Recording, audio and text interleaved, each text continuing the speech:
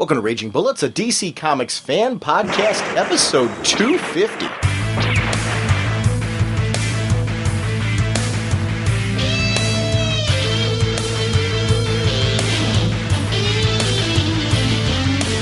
Welcome to Raging Bullets. I'm Sean Whalen, drnorge on the comic forums, and I'm joined as always by my co-host Jim. Year 6 begins, so says the sensei of the whatnot, Stegall, and the Duke of you-know. How's it going, eh? 6 years, buddy. 6 years. We're beginning our 6th year, I should say, but it was interesting. I didn't realize we were hitting 250 today. Because we'd been so focused on the 5-year anniversary celebration. On this episode, Jim and I are going to be joined by a number of guests.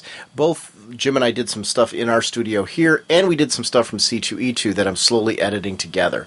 One of the great things on the convention floor is we get to talk to a lot of people about the DC panels, also their own thoughts on DC, but then we also have some select creators that we meet along the way who are independent creators. They're people who come up to our table. We have a chance to chat with some really cool opportunities. And this one today, we have one on the River Jordan, and also on this really cool song where Casey Murdock is trying to get his song on Smallville. So just some cool conversations we were able to have. The River Jordan one in particular I thought was interesting because it's an independent creator who originally came up with this idea to be a film script, but he talks about not only the challenges of turning this then into a graphic novel, but then he's releasing it worldwide and having it translated. So we talk about what that whole process is like. It was a very personal piece to him, so it was fun to talk with him about how this piece hit him emotionally and what his expectations were and how it did others. So I hope you'll really enjoy this piece. We do this at conventions where, we have opportunities when people come up to our table and say, hey, will you check this book out? And we always like to interview them and chat with them because they're kind enough to drop those things off at our table as promotional pieces. So we kind of break outside our normal DC zone just for conventions. So don't worry, this isn't changing the format of the show. But hope you enjoy this piece as kind of just a little step off to the side for Raging Bullets at conventions. We are proud members of the Comics Podcast Network and the League of Comic Book Podcasts. Sponsoring us this episode are DCBService.com and InStockTrades.com. Over at DCBService.com, this is the end of the month, which means we're getting ready for the new books that are going to be listed for April. So be sure to check out DCBService.com for all the amazing deals. And if you haven't had a chance to order, there's still time, so make sure to head over onto the website and get your order in for this month as well. Over at InStockTrades.com, you can pick up the Titans Villains for Hire trade paperback. It's a new team and direction for the Titans. Deathstroke and his mercenary team, including Cheshire, Tattooed Man, and other surprise members, burst out of the pages of Brightest Day number 0. Get on the ground floor as the team is hired to assassinate the Atom. And for this team, failure is not an option. Collecting Titans 24 to 27 and the Titans Villain for Hire Special number 1. Written by Eric Wallace with art by Fabrizio. It's Fiorentino. It's 160 pages, $14.99 regularly, 38% off, only $9.29 over at InStockTrades.com. Remember, InStockTrades.com, you get free shipping on orders of $50 or more. Want to give a quick shout out to the Summit City Comic Con. That's SummitCityComicCon.com. This is going to be taking place June 18th from 10 a.m. to 6 p.m. at the Grand Wayne Center, 120 West Jefferson Boulevard, Fort Wayne, Indiana. And this is put on by our friends over at DCBService.com and InStockTrades.com. They have an amazing guest list, so be sure to check out the website to see all the great creators that are going to be coming and attending this amazing event in June. Jim, what kind of a podcast are we? Well, Sean, we are a spoiler podcast. We go in-depth into plotline, story twists, and whatnot of the comics we're reviewing on the show. So if we're going over something you haven't read, you may want to come back later so you can better enjoy.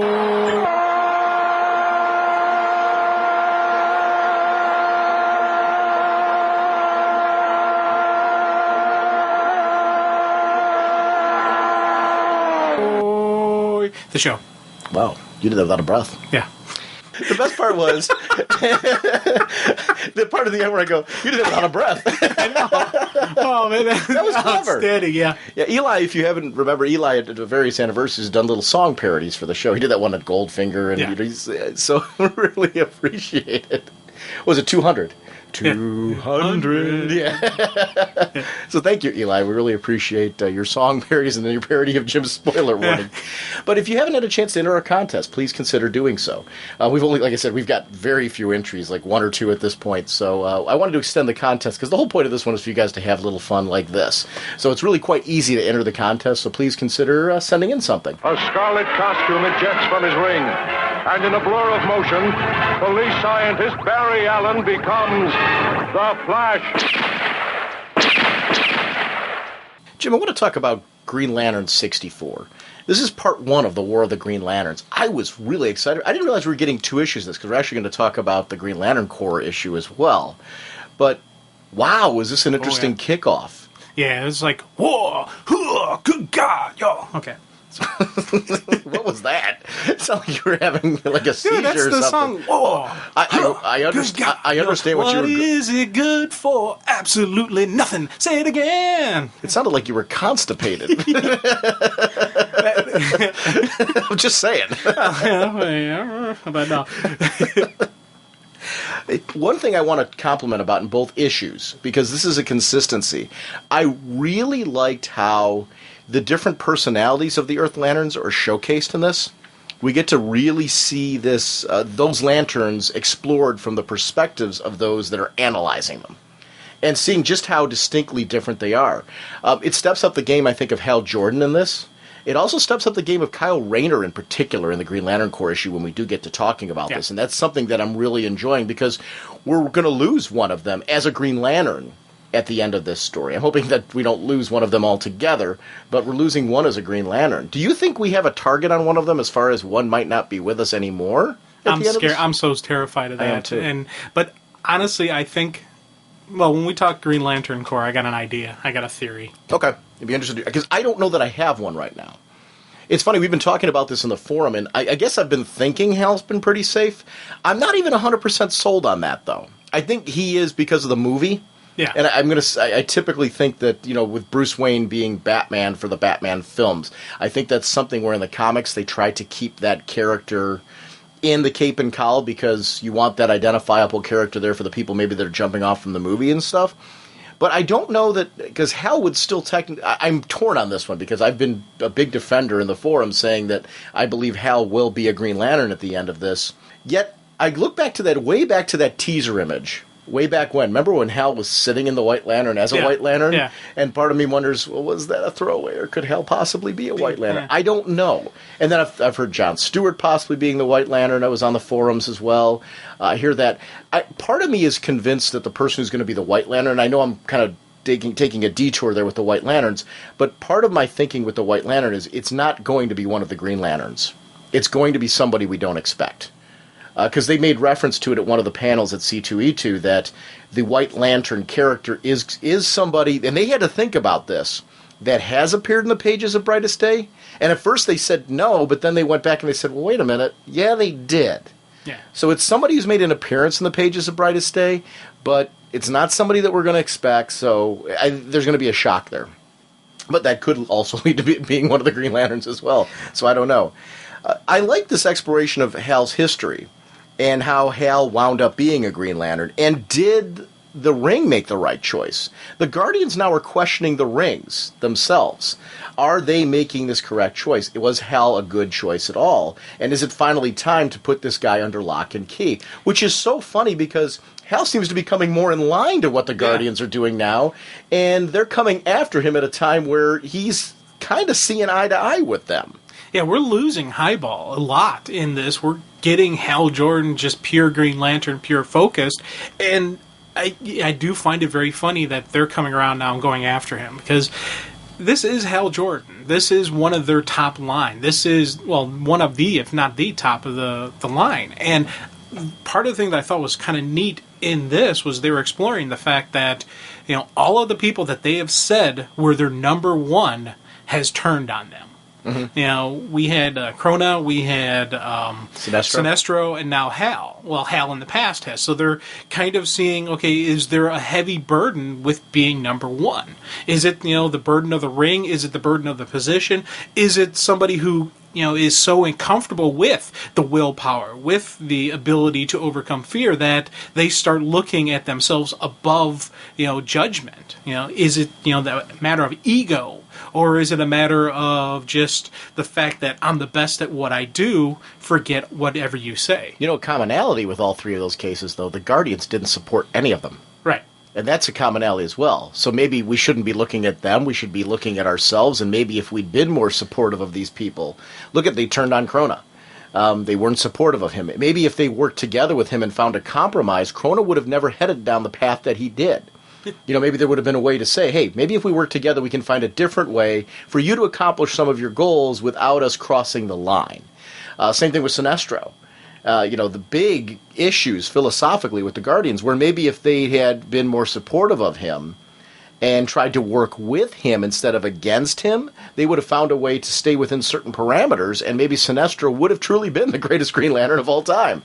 Hal Jordan, now look what they're doing with him. Hal actually philosophically is starting to see, quote-unquote, what would have been in their eyes the light, and now they're ready to put him under lock and key and say it's long overdue that we put some chains on this guy, when because of what he's done, the actions he's taken going with these other Lanterns, he's seeing philosophically that maybe the Guardians were right all along. Wrong time to maybe turn on your fella. Yeah. Because you got a chance here right now that maybe he's going to be, your savior. He's going to be the one that's going to, save it all. But I don't know how I'm loving how war is coming about, by the way. And I think we as readers, though, are feeling Hal needs to take the ring off for a little bit to become Highball again. Because you mentioned that before. We're losing Highball here, and I think we need Highball back. Carol's seeing it. The JLA's seeing it. And, what is it going to take for Hal to see it? I think this event, this War of the Green Lanterns, is where Hal is going to see that.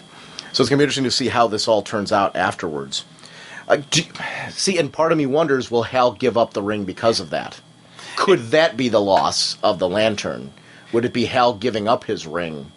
He's done that before. I don't know that I want to see that, though, because Hal's Green Lantern. I want to, he's got to be out there ring slinging. My opinion is we are not losing Hal, and we're not going to lose him as a Green Lantern. He is, when everything is said and done, he will have his ring. He will be ring slinging. I think we're going to get more of him recognizing the fact that he needs to step away from, being the Green Lantern. He needs to be Hal Jordan every so often, and we'll hopefully get some cool story arcs going on with him and Cowgirl or him and Carol, and just him trying to be a person again and not so much be a Green Lantern. I think that's what we're going to see when this is all said and done, but we're not going to lose Hal as a Green Lantern. That's my take on it. I can't see him walking away from this just because it's so much a part of him, but it's also so much a part of him being the hero. He is a hero, and if you have this ability to save multiple lives, you can't just walk away from that. And I think that's the he has before, but let me clarify that. I don't see him doing it now, though. I don't think he's the guy that walked away before. So I'm agreeing with you. That's why I wanted to continue that, because I didn't want you to think I'm disputing you there. He has a history of having done that, but this was a very different fella. I think the guy who has beaten Parallax, who has become this confident man that we're seeing now, even though we're seeing him, I think he's worn out at the moment. I don't think he's worn out in the sense that we're in danger of losing him as Green Lantern. I think we're going to see a Hal Jordan after this who goes, I need to give myself a little bit of free time here and there to kind of reconnect with Hal, so I don't lose perspective. But I don't think we're going to see a Hal Jordan that's giving up the ring either. I totally agree with you. I think we're going to see him refocused after this in a different direction. So we're seeing this eye to eye. We're seeing exact eye to eye. Atrocitus has a secret. Na, na, na, na, na. I really liked Hal's reaction to this. Atrocitus knew that Krona did this. And Atrocitus knew that it was a Krona all along, and he didn't tell them. That is a big problem. You've made this allegiance where, they've made a pact, which is very hard for Hal to do, very hard for Ganthet to do. But they made this pact, and guys involved in it. These guys are all involved in these little pacts, which Hal doesn't even know the whole story. How is Hal going to react when he finds out that he didn't know about Guy? Yeah, that's again. It's gonna, it's gonna hit the fan, and I loved exactly his reaction to it, but also Atrocitus' reaction. The more and more we see this guy, the more I really enjoy this character, and I'm really looking forward to the Red Lantern series coming out, just because there is so much more to them than just pure rage. It's not just the mindless brute. And here it was great explanation. He's like, "Yeah, I used you. Yeah, this is what I do. This is who I am." And I thought, again, perfect explanation, perfect character. This is who he is. And I thought it was even great. Philosophically, he comes back and says, I do not work with anyone. I use them. Just as I use my Red Lanterns. Just as you use us, Hal Jordan. That's one of the interesting things where he's come back and saying, hey, wait a minute.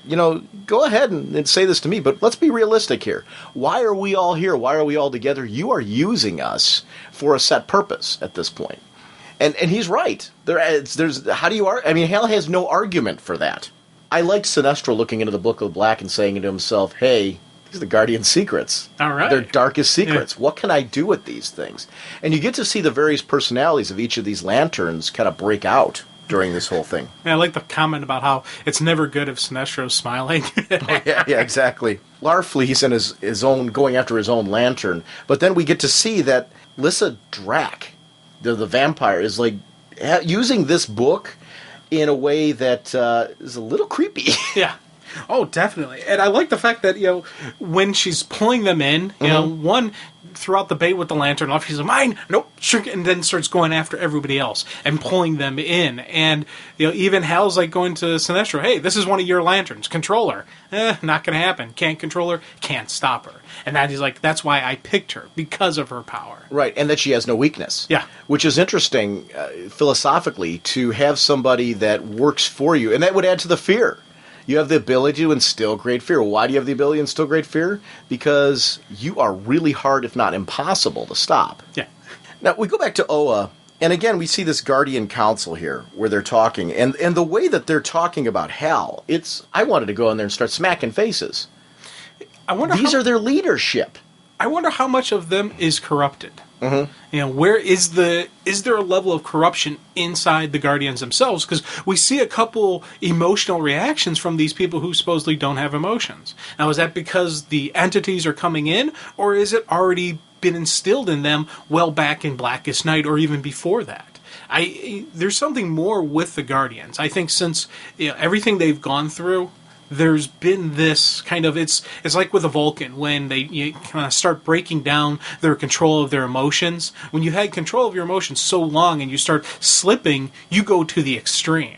And I think that's what we've seen with the Guardians. And I think once everything is said and done, once they actually confront and come face to face with their emotions, we're going to kind of see them hopefully change a little bit back. I think this is going to be, in the end, a good thing for them. Like they'll be more benevolent? It'll be a cleansing. It's like, when you have a really bad day and you need that emotional cry, well, this is their emotional cry. This is their emotions just coming out. Now, unfortunately, they're nearly omnipotent, powerful beings, so when they have this emotional outpouring, bad things are going to happen in the universe, but I think when everything's said and done, it's going to be that, okay, I feel better now. Is it Krona doing it to them, though? It could be, I'm thinking a little bit of manipulation from Krona, maybe a little bit of manipulation from the universe. Who knows? I also think they just have a bad philosophy. Yes.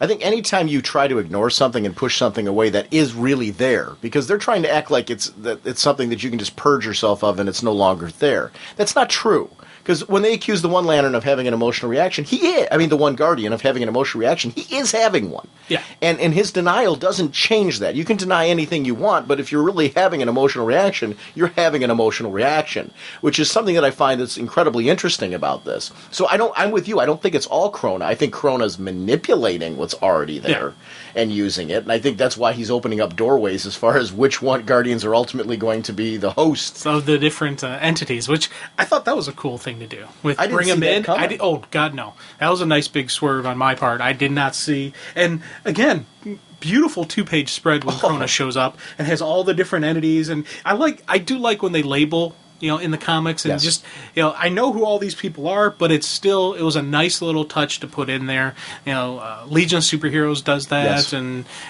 Birds does it, and I like seeing that. I actually, one of the great things about that, especially when you're dealing with a variety of different characters like this, I think it's really important to do this, because I'm with you. There's a lot of characters in the Green Lantern universe right now, and I want to, I don't have them all memorized. It really is great to just have a little refresher as far as who these characters are, because I don't have them memorized. At C2E2, there were people walking up that they had memorized all of the entities. I don't have them all memorized. No. I'm aware of, that each one has an entity, but I haven't been from, like, Ophidian. I happen to have a familiarity with that one just because I think the whole, anything with Larfleeze is darn cool. Yeah. Parallax, obviously we all know. Predator, I know, and Adara. So, I do know some of them, but I could not. Ion, we all obviously know. But I couldn't rattle them all off. Are you able to? No. Yeah. No. And, obviously the Butcher, I got, Ion, Parallax. But I always mess up Adara. for hope and proselyte or whatever thank you. for the entity of compassion. Yeah. I don't even know if I'm pronouncing that right. Those I always forget who they are. And it's funny because Predator, I should remember that very easily, but it takes me a moment because I always think Predator, would be Rage. I'm like, no, that's the Butcher. Yeah. Oh, yeah, okay. So it's, yeah. Oh, that's a good point. I mixed that one up too. Yeah. Because it sounds like they should go together. Yeah. Now, I liked when Hal and Sinestro had to team up together and use their energy to get away from the whole situation. They're all being pulled into the book in this horrific segment. And, they're like, okay, you know what happens when the two of us let out full force? We're going to have this, shocking reaction where we can hopefully burst us out of there. Interesting that only Hal gets burst out. What do you think happened there? I don't know. Yeah, part of me wonders if Sinestro is somehow free or if he's, in the book, but they don't The rings all drop down. The rings all drop, so it's, I never want to bet against Sinestro just because, even though he's an evil villain, I still think he's a cool character, and he's somebody that I don't bet against.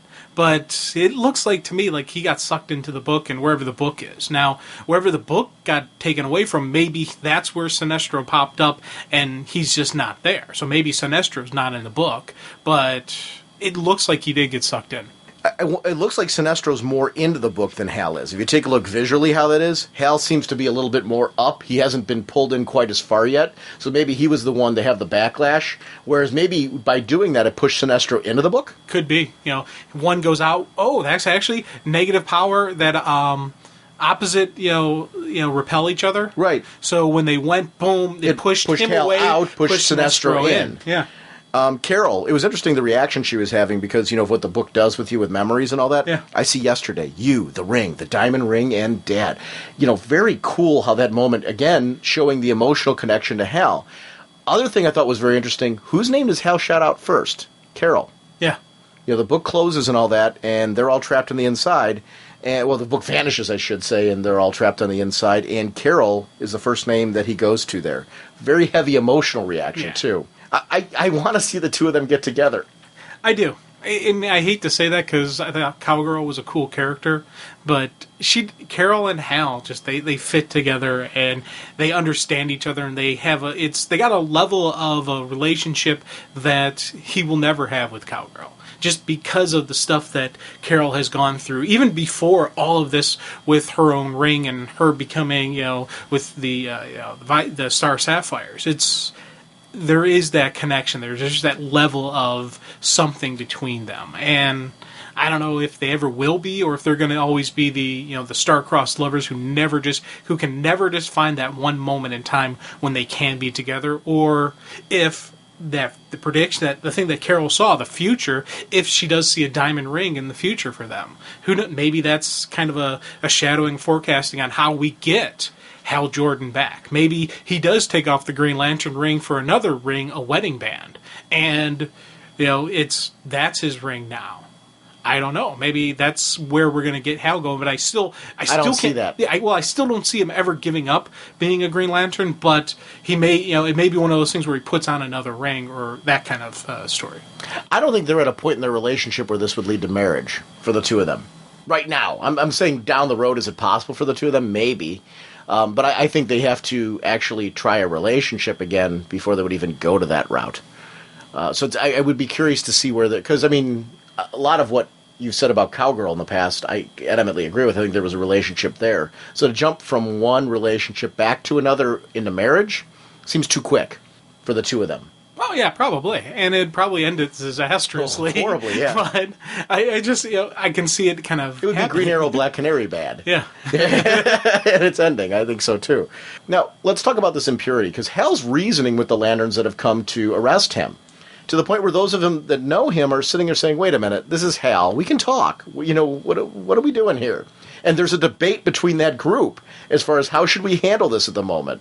We can give him a couple minutes. I like that some were speaking up and saying, wait, Hal just wants to chat. So why don't we give him that? We can still take him in.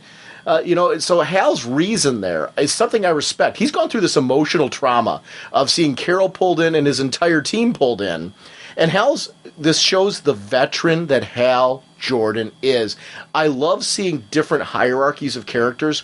I like the more inexperienced character that's, a hot shot running off and stuff like that, and they haven't quite got the experience to handle something like this, but I love when you see a character like this who knows the situation. He's like, I can't be a hothead right now. Yeah. I need to be calm. I need to talk this one out because I need these guys to be on my side. And I know this looks bad. I can understand why you guys are saying this way, but hey, let me explain. And, you can still take me in, but why don't you at least know what's going on first? In his case, it makes perfect sense because even if they still take him in, at least if they know what's going on, they can possibly do something to help him out, speak on his behalf, or things like that, which is a good thing at this moment. Until, of course, the impurity hits. Yeah. Or continue on his investigation. If he gets taken to OA and they know the truth, maybe there's something else can happen. And you're talking about just how the different debate amongst them. I thought that whole quick panel was just it's two really small panels, and it was a really neat exploration as to what is the difference between a military strike force, a police force, and what is the Green Lantern Corps. Because Selleck's like, this is not a democracy. No, it's the Corps, and we cannot let miscommunication tear us apart.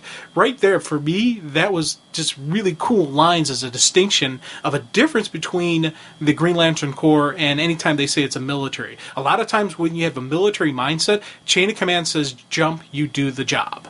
With a police force, when you have your, saying, hey, this is what we got to do, there's a little bit more of a leeway, there's a little bit more of a trust of the officers who are handling the investigation, as opposed to like if they were just sent out by their chief to go pick up this guy. Well, investigators have a little bit more of a leeway, and then the Corps even has something beyond that because there is just this definite kind of personalization to it. And for me, I like seeing, and it's, as I said, two little quick panels, but it's a really great distinction of what is the Green Lantern Corps. It's not just a military strike force. It's interesting to see Selleck in this role because we've seen him recently questioning the Guardians. And I wonder if this, he was loyal to them, doing what they said as far as going after Hal. But when he realizes the truth of this, how is he going to react? And what is this going to mean for him? Because we've already seen him questioning things. So I don't know. This is going to be an interesting moment. Now, Hal, I'm pretty much so assuming here that we are not going to see Hal overcome at any point in time by the impurity. Yeah. Because I think he is, out of everybody, has so overcome it that I think he is going to be able to just continually push that back. What are your thoughts? He's fought it. He is, able to fight it down because he didn't even have to remove his ring to fight it. He was actually able to will it aside, push it aside, and deal with it because he has so embraced Parallax before, and then after embracing it, he's been able to push Parallax out of him. So I think Hal is probably one, if not the only Lantern who will be able to fight this thing one-on-one. I think Kyle, because of his connection with Parallax, he's got a good fighting chance at beating it, but definitely not Hal, because even that was just that cool thing where we see Parallax say, "My precious Hal," kind of that, I'm back, kind of just little egg to him, and you see him just push it aside. You see him fight through it, and he rings up, and he's like, I gotta get to Oa, I gotta take care of this. And, he's zooming off to Oa in the middle of this, War of Green Lanterns fighting right there. The Lanterns that are there who came to arrest him start fighting amongst themselves. But Hal's able to work through it. And I thought that was just a great, mindset, and it's just a really cool usage of who is Hal Jordan. Is this going to cause some form of truce where the terms of the truce are, at the end, that we need all of these different Corps in order to keep the entities under control? Keep them separated from each other, because look what's happening now when they're all brought together. This gave Corona the power to take over the Green Lantern Corps. And what is this going to do to the PR of the Green Lantern Corps universe-wide? How are various races going to react to the Green Lantern Corps? Because they've been corrupted in this, and I'm assuming that they're going to do some not nice things. So what is this going to do to them? Because, I don't think Corona here is going to do some benevolent things now that he has them under his control. He looks like he's got something unpleasant planned. I don't know. He's just a misunderstood guy. He's probably going to send them out and they'll distribute ice cream to people. Oh, that's true. But just mass amounts of ice cream, showing the true power of the Green Lantern Corps? Yeah. This giant ice cream. Hey, ice cream, man! So anyway, let's talk about Green Lantern Corps. Now, a lot of what we were talking about in the last issue of the first kickoff of the series with its focus on Hal, this is really a heavy focus on Kyle Rayner. And Kyle's own, I don't know if insecurities are the right word, but his own questioning, as far as what he's had to overcome with the rest of the Lanterns. He wasn't chosen by the ring. He was given the ring. Big distinction in how that affects how other Lanterns view him. Like, he's not quite one of them, not as worthy as them. Yet, if you think about it, look at everything he accomplished. He actually brought back the Corps. Yeah. There wouldn't be a Corps right now if it wasn't for Kyle. And I like the fact that he's looking at this as, was this a random act? Was there a reason why Ganthet chose me? What if one of my drinking buddies had come out of that bar one step before me? Would they have had the responsibility for carrying the torch of the Green Lantern Corps? And that in itself is the thing that kind of got me thinking, what's going to happen to the Green Lanterns? What's going to happen? Who's going to take their ring off? And I'm going to say right now, I think it's Kyle. But I don't think we're going to lose him as a ring. I think we're going to see him get the Ion Entity. He is going to be the host of the Ion Entity. And because he's got the Ion Entity in him, he won't need the ring anymore. He won't need the Lantern anymore. I think that's what's going to happen to Kyle. Do you think we're going to see hosts for each of the entities again? Yes. And that, I think, is, in the end, each of these entities will need to be contained and controlled and or, held by somebody. And whether it'll be an existing member of the Corps who takes on that responsibility, whether it's, opposites, getting different, whether one Corps gets a different entity, or I don't know how exactly they're going to do it, but I'm not 100%, but I'm really thinking Kyle is going to get Ion back. And Kyle is going to be Ion, and it's going to be that whole same deal where he was before. Boy, I don't know. Ugh.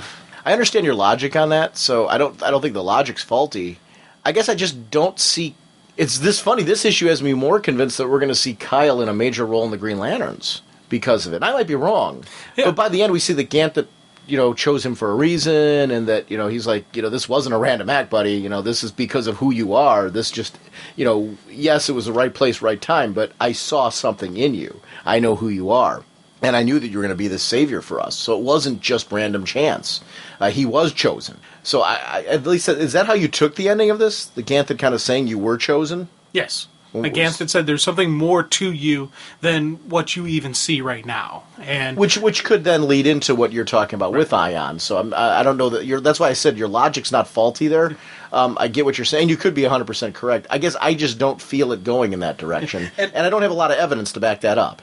And the other thing that, kind of tells me something's different about Kyle, if you go to the very end of the book, I know we're jumping, but no, go ahead, if you look at his images, Kyle, when they take off their rings, they all lose, kind of their costume, but Kyle still has his green mask. He still has some traces of energy in him. Now, John also, but I see just that mask for some reason. He still has the bright green mask on. And still, there's something about him, like there's a residual energy in him. There's maybe, something more than we're seeing. And that's one of my big things I was thinking about with Kyle. Now, yeah, and it stays all the way to the end. So, but what will it be like next issue? Yeah. So I don't know. Yeah, I think when we see the next issue that they're featured in, what that looks like, I think that might give more answers there. I didn't take that as being a clue, but maybe, I don't know. Yeah, that's one of those were the two big things when I was thinking about that just kind of popped in my head, saying, "Hey, I'm thinking this could mean something here. This isn't just a throwaway, and it's not just a character exploration, because it is a statement of who these people are, kind of just story-wise, just letting you know what's going on in their head, where they come from. Kind of a nice, I like that one-page synopsis of John Stewart, even where they show him how he's a different type of Lantern than Kyle is. He's a different type of Lantern than Hal is. He is who he is. I thought that was, again, another cool exploration of who John is, but something just triggered. Something just kind of rang in my head when they were talking about Kyle, and especially at that ending, when just seeing he still has his mask on. There's something, I don't know. Who's the big Rocky dude? Isn't it, I keep forgetting his name. I love him. I think he's a great character, which is why I keep asking that. I guess the point I was going to make with that, first of all, one of the things I really love about the Corps as a book is the way it spotlighted and showcased so many Lanterns and made them interesting. I love that character. I keep forgetting his name. Is it Hanu or Hanu? Hadu? Hadu? I don't know. Well, the last time we talked Green Lanterns, we asked him, and I was like, oh, thanks. Well, I kept teasing you because you're forgetting his name, and I thought it was hysterical. I forgot it again. But in all defense, I keep forgetting his name too. I love the character, though. One of the things that I think is a strength of this book, 58 issues in, and the miniseries prior to it, has been the way it spotlighted the diversity of the Corps. And just how each character not only has a unique visual presence, but a unique personality that comes from their race that they're from. Soranik, even though she's with Kyle as a couple, there is something unique about her as an individual, not just as a medical officer, but also from her family background, the way she grew up. And now that we know that she's Sinestro's daughter, she didn't know this, but her adoptive family has major influences on who she is as a person. I love that character. I still maintain that in the Green Lantern Corps, she's consistently my favorite character in this book. I really love Soranik. Oh, definitely. And it's, again, the relationship, as you said, with her and Kyle is just a really cool moments. And it's part of the thing that why I'm looking for ways that we won't lose Kyle. Because I am honestly scared that if I'm wrong about the Ion entity, that he doesn't, and we do lose one to a ring, that it's going to be lose them, it's not going to be they take the ring off and put a different ring on. I'm worried they're going to kill off one of the American things, and if it's going to be, I say Kyle or John Stewart have bullseyes on their chest, and I don't want to lose either one, because Kyle, I think, is a great character. He's, everything going on with him and her, I love seeing those stories, and John, he's just a great Lantern. I really want to see him in more books and more titles, more usage of John Stewart, because I love him as a Lantern. But those two of the American Lanterns, I think, have the biggest bullseyes on their chest. I think John Stewart has the biggest chance for a change out of all this. I don't know that means that he's necessarily not going to be a Green Lantern, but I think something needs to be done with him. Because I think when they use him, he's incredible. I love the character. Like his usage here where Kyle's referencing him and what's great about him, and then his history with Kat Matui and everything that happened with him. I love that. I think that's really cool stuff. I love the character. I feel he's underused. Big time underused. I wish, when pull him into the Justice League, give him his own. There's already so many Green Lantern series. I can't say give him his own series because there's already a lot going on right now. I don't know if they could do another book, but just and it's funny. I can't even say make him the main character for Green Lantern Corps because I like Kyle so much. I do too. And with Guy being on the Emerald Warriors, I'm like, okay, so we got Guy over there, so we have these two sharing the spotlight. And this conversation's a justification going from 4 to 3, though. Yeah.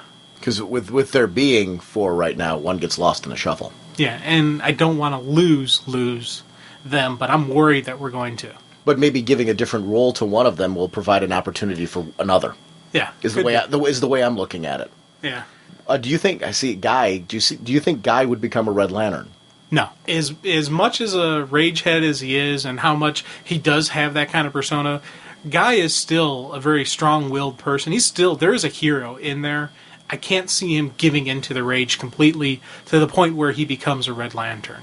He's had his moments, he's had his flashes, but his rage does subside. It does, there is that willpower that, makes Guy a very interesting character and a nice little quandary. Now, part of me, I don't see, for me, I would like to see, and I can't even say I would like to see it because as I'm about to say it, I'm thinking, I still, shifting Green Lantern title over to John Stewart.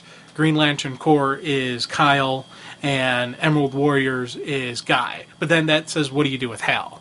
And I don't want to lose. You've got to do something with Hal. I don't want to lose Hal Jordan stories, and I don't want to lose that. So it's a tough call, and it's part of it is argument for getting rid of one of them because there's really room for 3, and we have 4. Well, but I don't know that I agree with that. Yeah. Because here's the funny thing is, I don't feel one of them needs. I'm not like sitting here going, well, geez, we're not able to do as much with John Stewart as I would like, so he needs to go. I don't feel that way. Like, when he makes appearances, I love him. I love this whole Weaponeers of Quord sequence.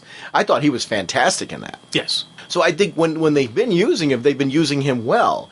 I just think that because we've got 4 Earth Lanterns, he doesn't get used as much as he could if there weren't.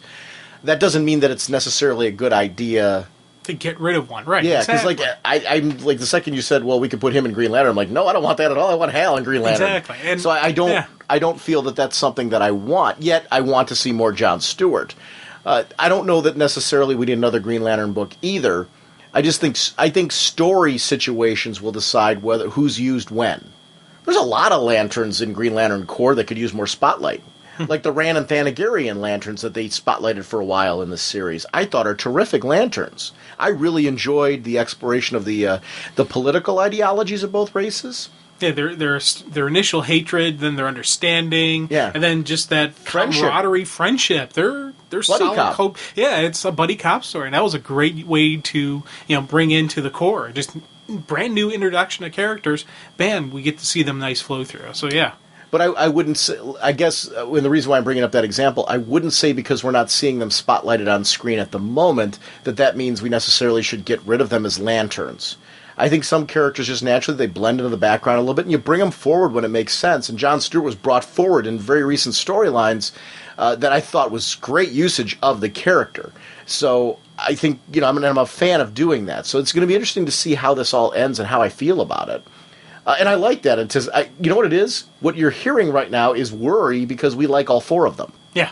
Yeah, we want all the characters around. We want it all. Are you having a hard time justifying one that you think could drop the ring? See, yeah, it's tough because they're all good lanterns. They're all good at what they do, and it's trying to figure out. And as even when I threw out the thing about Ion, with Kyle becoming Ion and not needing the ring, that's kind of just a way dancing around the subject and not even addressing it. Because even when he did have the Ion in him, he still wore a ring. He still had the ring for channeling it. I think he grew past Ion, though. I guess is what I'm saying. Yeah. I don't know that. I think going back to Ion with him would almost be a step backwards. Now, I say that having total confidence in the writing teams that are involved in these series. Yeah. So whatever the plan is, I'm sure it's going to be good because everything they've delivered has been.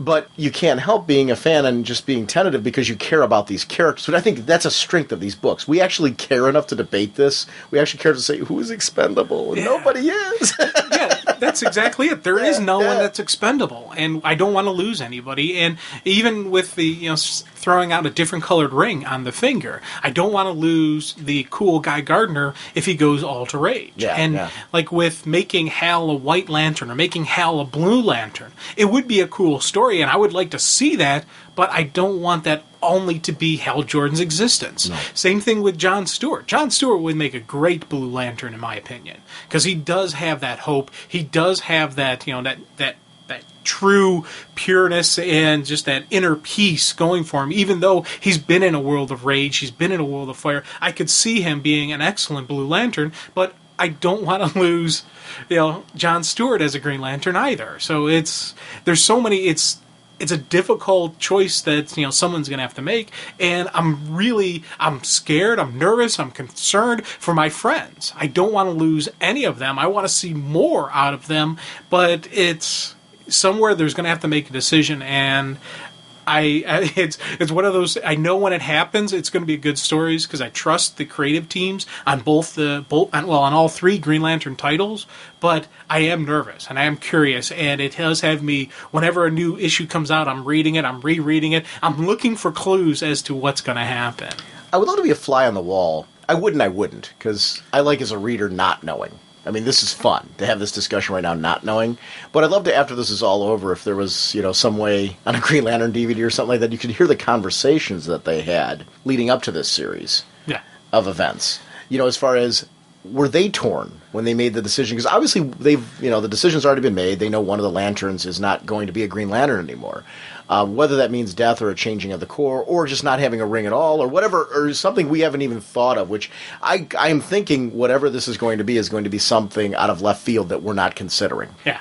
Well, I would love to be a fly on the wall if they said, wow, what a cool idea. Wait, you can't do that. Did they have these debates, or was it something that the idea was so cool that they all just kind of naturally said, hey, that's where we want to go. Yeah. That's a direction that we should go with these characters, and wow, what a shakeup that would be. I don't know. Actually, it's got me excited for future cons coming up.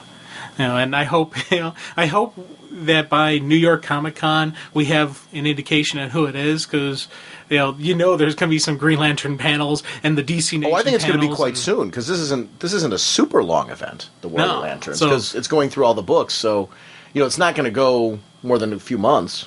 So I'm looking forward to whatever con is near this one, near the reveal, to see what actually happens, and that'll be an interesting panel, I think. Especially if you have a lot of the Green Lantern team, creative team there, you could, people are going to ask about it, and maybe they'll just open up with it and explain what happened, what the process was behind it. Because for me, that, I'm in agreement with you on being on the fly on the wall. I not only want to know what's going to happen, I want to know the whatnot behind it. I want to know that discussion, the little debate. Did they have? Was everybody on board with this? Was there any changes when the initial plan first got laid out? Is what we're seeing right now the end game? Was there modifications? Was there changes? It's the unknown that is really got me excited for this. And that's the whatnot of it. Yes. All right. Boudica is a character, wow, to see her go into being an Alpha Lantern and how horrific that was, and then now this coming back and her being once again a member of the team and an active member. I love seeing the friends concerned with her when she's shut down. Is she dead? And then this setting up this temporary life support for her so she's going to be alive and through all this. I really loved that sequence of events and how all that played out. Well, I tell you, just talking artwork really quickly on these pages, you mentioned the concerned look. They got Ben Grimm there, looking concerned. And I thought that, for me, was a great you feel his emotion that he's feeling when he sees Boudica. And I thought that was a neat thing. But then the very next page, when they do the impurity restored, you see, Parallax right there with Ganthet and Kyle both screaming in pain as the influence hits. I thought that, for me, was like a wow. This, again, right here, this would make a great poster. This would make a great, screensaver somewhere. Just that image of, Parallax's back. That, for me, was a really cool artistic moment. A rocky-faced character, I'm always impressed when you're able to show emotion on that character's face without making it look like you've lost that they've got a rocky exterior. Yeah. Because I think there's some times where artists will... they'll add little lines and things in there that don't really make sense with the rocks that they have. This is a really cool example of where that wasn't done. You've got to see emotion on the character, yet it looks different than it would look like for a character perhaps who didn't have a rocky exterior. I like that. I mean, just something that I with alien races, I love when there's that little attention to detail that you still feel like there's something different about them, yet you get the emotion conveyed, you have that personal connection with the character. That was something that was kind of cool. I love the fact that, is it Hadu or Hadu? I don't know. I think it's Hadu. I'm pretty sure it's Hadu. But I'm going to one of these days I'm going to remember this poor character's name. I keep looking Ben from now on. I keep looking for an indication. You know what though? He's so not the Thing.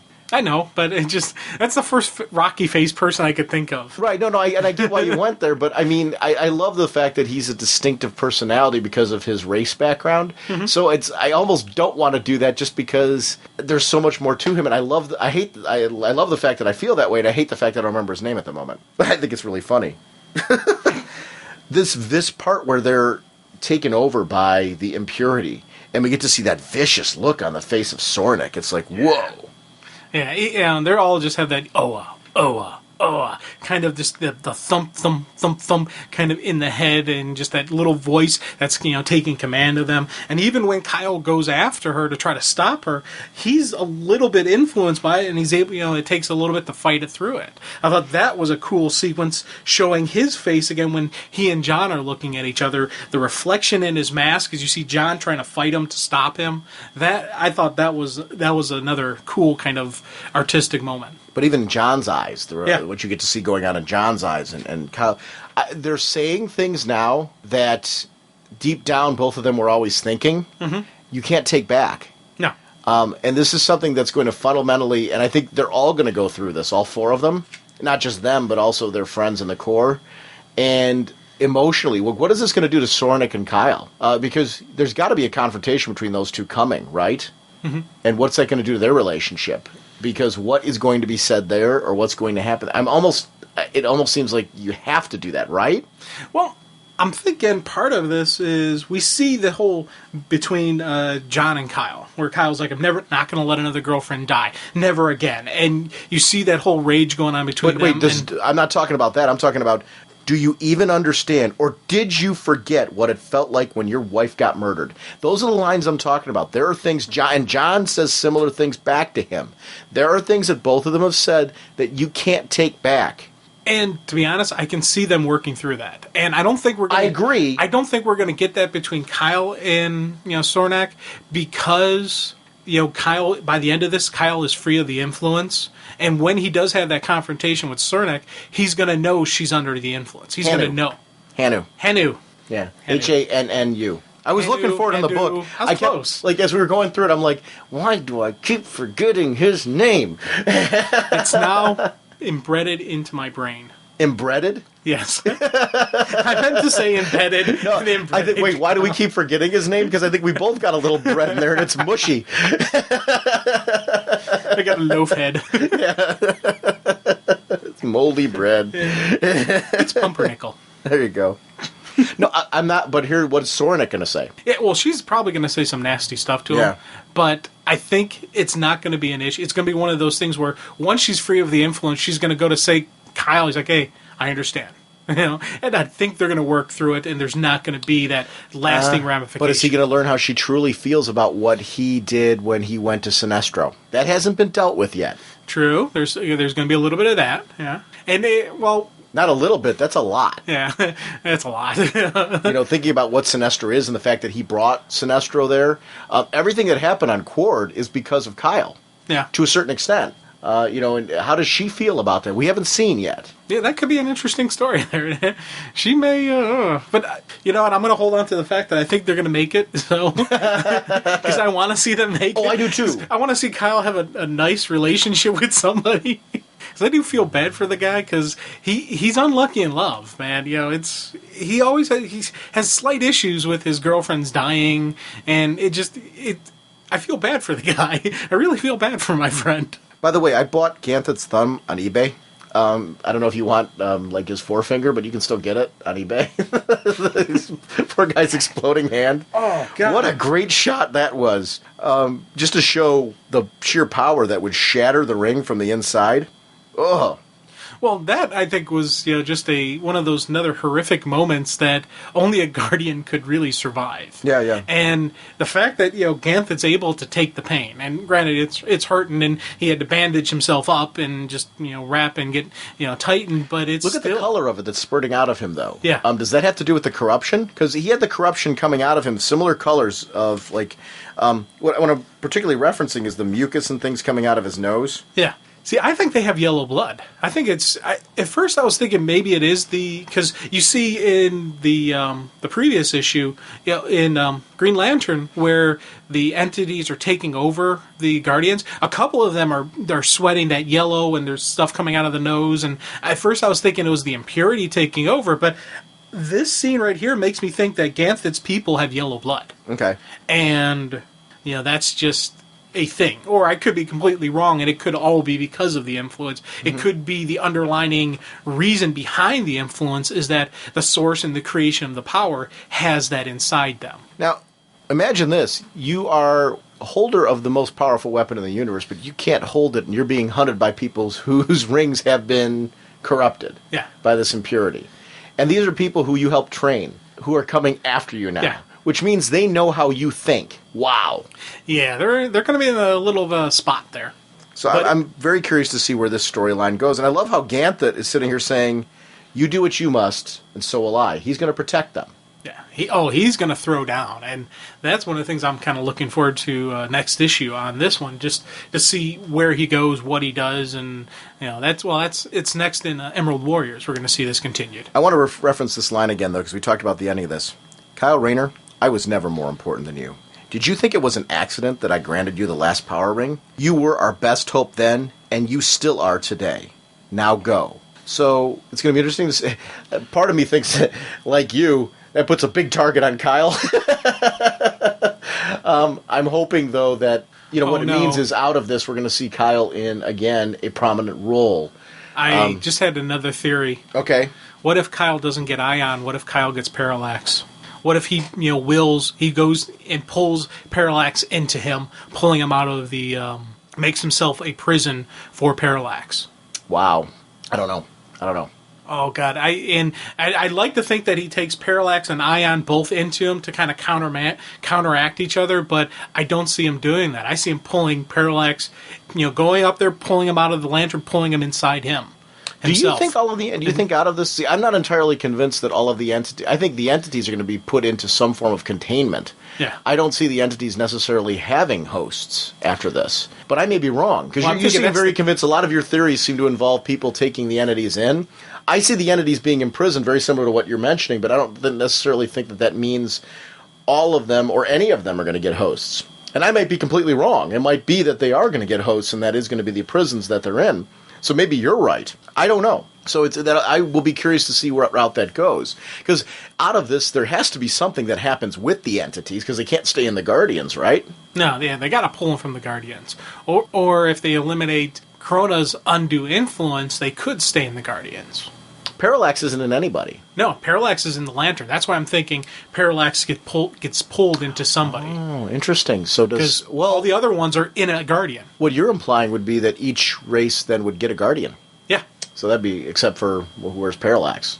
Well, that's the thing. That's what I'm worried about, because... Hoping that doesn't mean that Parallax would go in Ganthet. They can't do that. No, Ganthet. I like Ganthet. I love Ganthet in the role that he's in. I hope they don't do that, because I love Ganthet, but... Yeah, he's got another hand, so we could give him a ring again. Yeah. And, come on, he's a Guardian. You don't think he can, create a new ring? A new hand, I mean? Oh. He's got to. It's, think the power that guy's got. Give him a hook hand.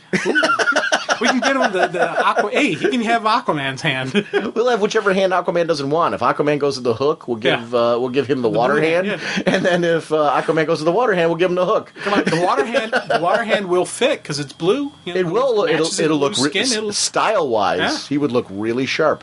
Ganthet with a hook wouldn't be too bad either. Yeah. Actually, I wouldn't throw that away. Would you put the ring on the hook, or would you put it on the other hand? Actually, I think I would make his hand a giant ring kind of contraption.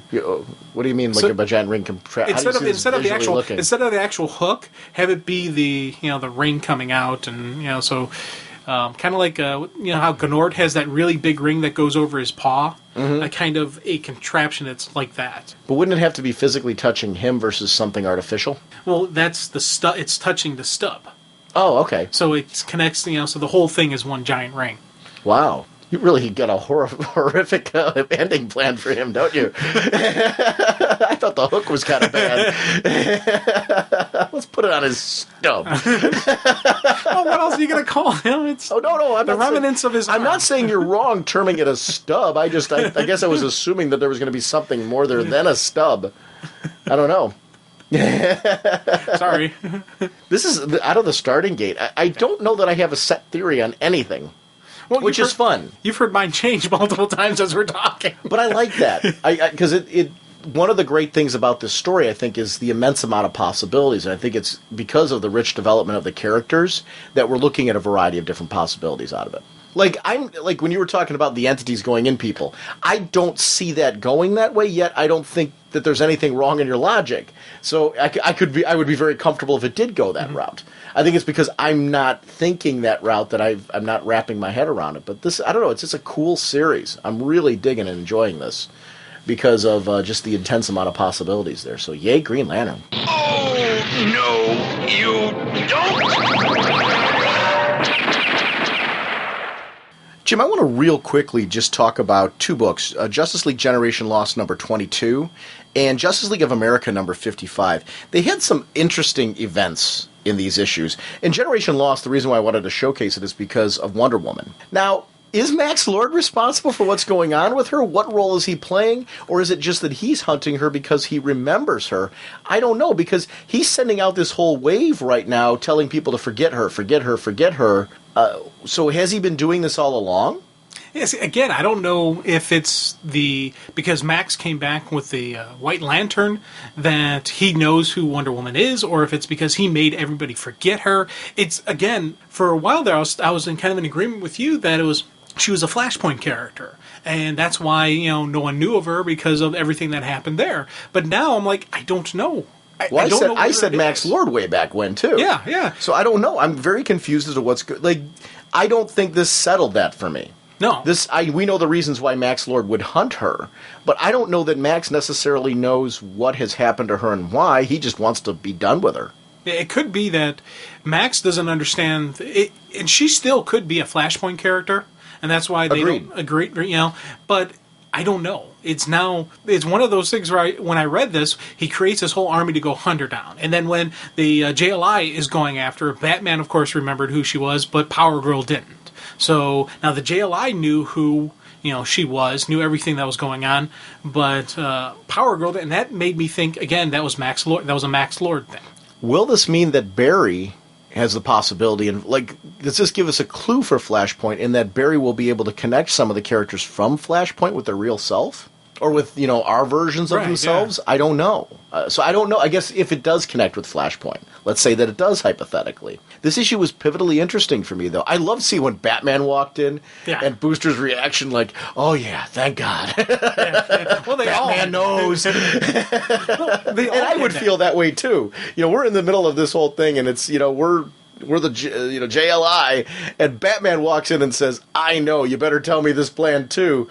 What a cool moment that was. Oh, definitely. And just another quick thing right before that, when they all, with Jaime coming back, with Blue Beetle not being dead, they're like, yeah, you're alive, they're all cheering. And he's like, hold on, stop. Put me down. I have to talk to my armor. I loved that moment. He's got to figure out what happened. And again, nice explanation that it wasn't really, he was never really dead. The armor was able to kind of deflect and absorb it and then release, nanite type of technology to fix his brain on the damage that had been done. And then, he was in a suspended animation. Really quick explanation. Again, another thing, but the fact that he didn't know his armor could do this. No one knew his armor could do it. The armor just did it. There's so much more to explore with this character that those reasons why I'm missing his own monthly series. I hope that this cast of characters continue on together. That way we can get a little bit more exploration as to what the Scarab does, what the armor can do, and just you see a little bit more of Blue Beetle and just how much power levels he actually has. I really just love that whole sequence. Am I the only one that likes the new suit better with the jacket?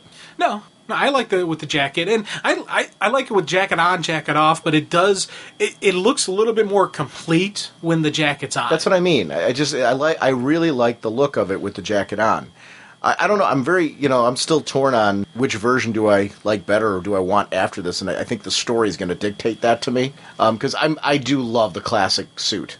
I think what happens every time I'm playing DCU online, they have this one screen where they show Diana in her, classic costume, and I'm like, wow, it really looks good. That's a cool looking costume. Yet I see this, then it's Joe Bennett artwork, and this looks fantastic. Yeah. So I don't know. Yeah, I will say I like the new suit a little bit better, just because I like the functionality of it, and it's a little bit different. I always wondered, with her basically wearing a bikini, and they can explain where it came from, and it just never seemed to fit in my mindset that she would have that costume if she grew up on Themyscira. I would have seen her more in a Greek, outfit and just like a Greek, warrior. And you see this as being more Greek? No, I definitely don't see this as more Greek. That's why they're going away from it, but they're going to something that a practical usage an actual hero would wear. I could see somebody who wasn't Wonder Woman, who was a crime fighter, who was beating up people, who was doing things, would wear a costume like this. For her power set, though, what makes this more functional? I guess that's the part I have trouble wrapping my head around. I like the look. Don't get me wrong. I like the look of the original. I guess I don't see with her power set. I'm going just on Wonder Woman, what we know about her and her power set. I guess I don't see one being necessarily more functional than the other. Okay, it's not functional according to her power set. It's just functional according to, if I saw someone fighting crime, this would be a costume I would expect something more, would work better for a normal person. I'm not thinking of towards Wonder Woman. I'm just thinking of towards anybody wearing the costume. Same thing like with Superman. He could wear shorts and not have a problem because he doesn't feel any... Your exact reaction would be the same reaction I would have because that doesn't fit him. Well, it doesn't fit the iconic Superman that we've seen. Like, okay, let's go to Superman Red, Superman Blue. I never wanted to see either of those. And let's go to the Super Mullet. Those are things I did not want to see ever stick because they don't fit Superman. I like the Super Mullet. Did you want it to stay? Oh, heck yeah, man. Business in the front, party in the back. Oh, jeez. Super Mullet. Be a brick. But I guess I'm having the same problems with this. Like, I think this looks cool. So I'm going to say that right now. Like, seeing this I love Joe Bennett artwork. Seeing this right now, wow, it looks really good here. So it's a costume that when I see it on the page, there's something about her, very, like you said, very superhero-y. So I get that vibe. Here's the problem, though. You take this same Diana, you plop her in the other suit, I don't know that I would be saying anything different. True. Yeah, I'm not a hater of the old costume. I think, I'm used to it, and it's something, it is a good costume. Because she looks cool when we see her in the other costume. Either way, before the new costume, I thought, it did take me, and it's funny, I'm saying it took me a while to get more comfortable with it, because I always liked her in the armor and the battle armor, and I always thought that looked cooler, just as a general costume, but it... You know what made that costume work for me? The 80s and George Perez. Mm-hmm. When I first read that series, I remember when the first issue that came out, I read through it. Woo! I'm a believer. That cover is a Mac. I've got it on my wall. Yeah. Well, it's even just the usage of when she put on the armor. That it was, she was knuckling up, she was going into major battle. But for me, I'm not talking about the armor. I'm talking about the classic outfit. Oh, okay. The first issue of it, I got it signed by George Perez. I put it on my wall, and I'm a fan of, like, when we go to conventions and stuff like that. I used to get a lot of covers signed. I don't do it anymore just because I've got so many of them that I haven't hung yet that I want to get all of them framed, and I think by the time I'm done, I will have the wall completely covered with posters and with artwork and things that I've got to want to get framed. But when I met him at a Pittsburgh Comic-Con, and I had him sign it, and that was the cover that I had him sign, because I remember when that issue hit, it retold the origin of Diana, retold the origin of the Amazons and that culture, and I just became a big believer in her, in the costume, and the way it looks, and it's something that's stuck ever since. You talked about when yours clicked. I think there comes a point where certain costumes click. Superman's costume, going back to what you said about the shorts. Ew. Because it's Superman. I think you can I love this costume right now, and it's a storytelling purpose, so I'm not going, ew, yuck. This looks very cool. Yes. I don't know that I want to see it stay, though, because there's something iconic about the classic suit. So I don't know. I do like they showed the TV preview ad, the TV preview artwork, that was on the internet so far. I like it so far. I need to see it in action to see how I 100% feel, because I'm not a big fan of posed live-action characters in their outfits without actually seeing it. But I don't know. This is something, though, the mystery of Wonder Woman. I'm glad to have seen this go into Grounded. I'm glad to have seen it go into here. It's added to the mystery of it, because now I'm not sold that it's Max Lord, but I'm glad to see that we're getting more of Max Lord recognizing who she is. Because, again, he has the same thing that Psycho Pirate would have. Yeah. I'm not Psycho Pirate, Dr. Psycho. Dr. Psycho would have the same kind of powers. I wonder how Psycho Pirate would deal with all this, but Dr. Psycho is aware that Diana, her history is wonky as well. Yeah. So I'm glad to see this kind of bleed over. Justice League of America, Reign of Doomsday issue. We get to see St. Walker in this for the first time. And first of all, the cover is beautiful. I really love this cover. You get to see the whole team.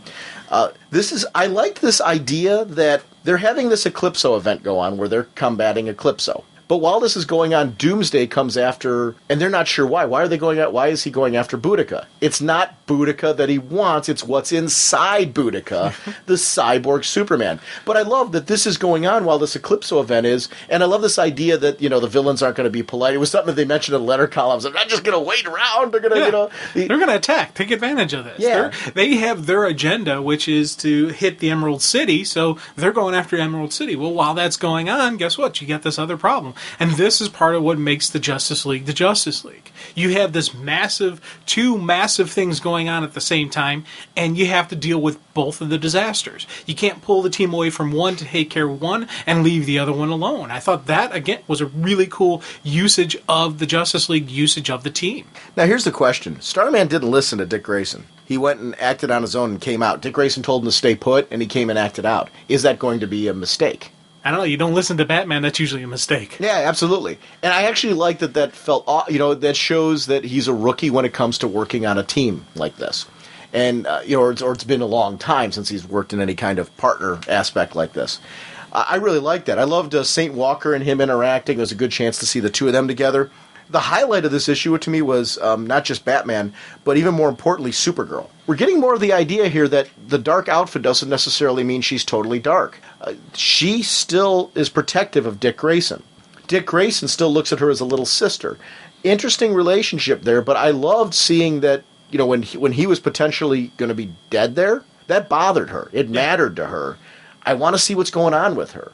Yeah, I think this is really our Kara, and she's just, you know, as she said, she wants them to get rid of all the pieces of that was New Krypton. She said, maybe then I can forget. Maybe then, you know, so then she can move on. This was a grieving process for her, and I think the dark costume is more of a, you know, her grieving the loss of everything she's had.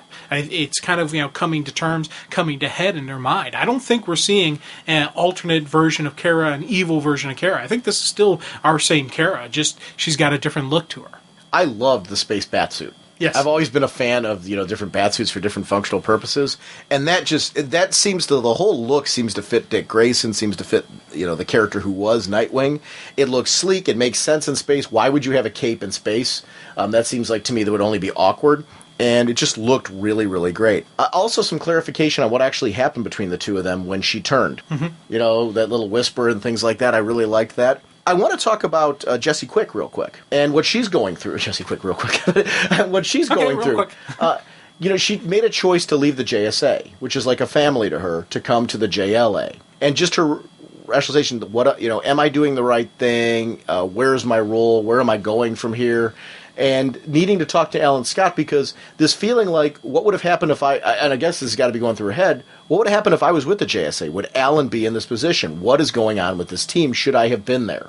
And that part in that whole thing that I think works really great for her. She mentioned at one point in time that she was like losing her speed or didn't seem to be going as fast. She's getting slower. It was that her feeling because of emotionally she's not, or is she really losing power there? I think she's losing power. And that kind of stinks because I do like her. Now, I'm wondering if this is all a tie-in to Flashpoint.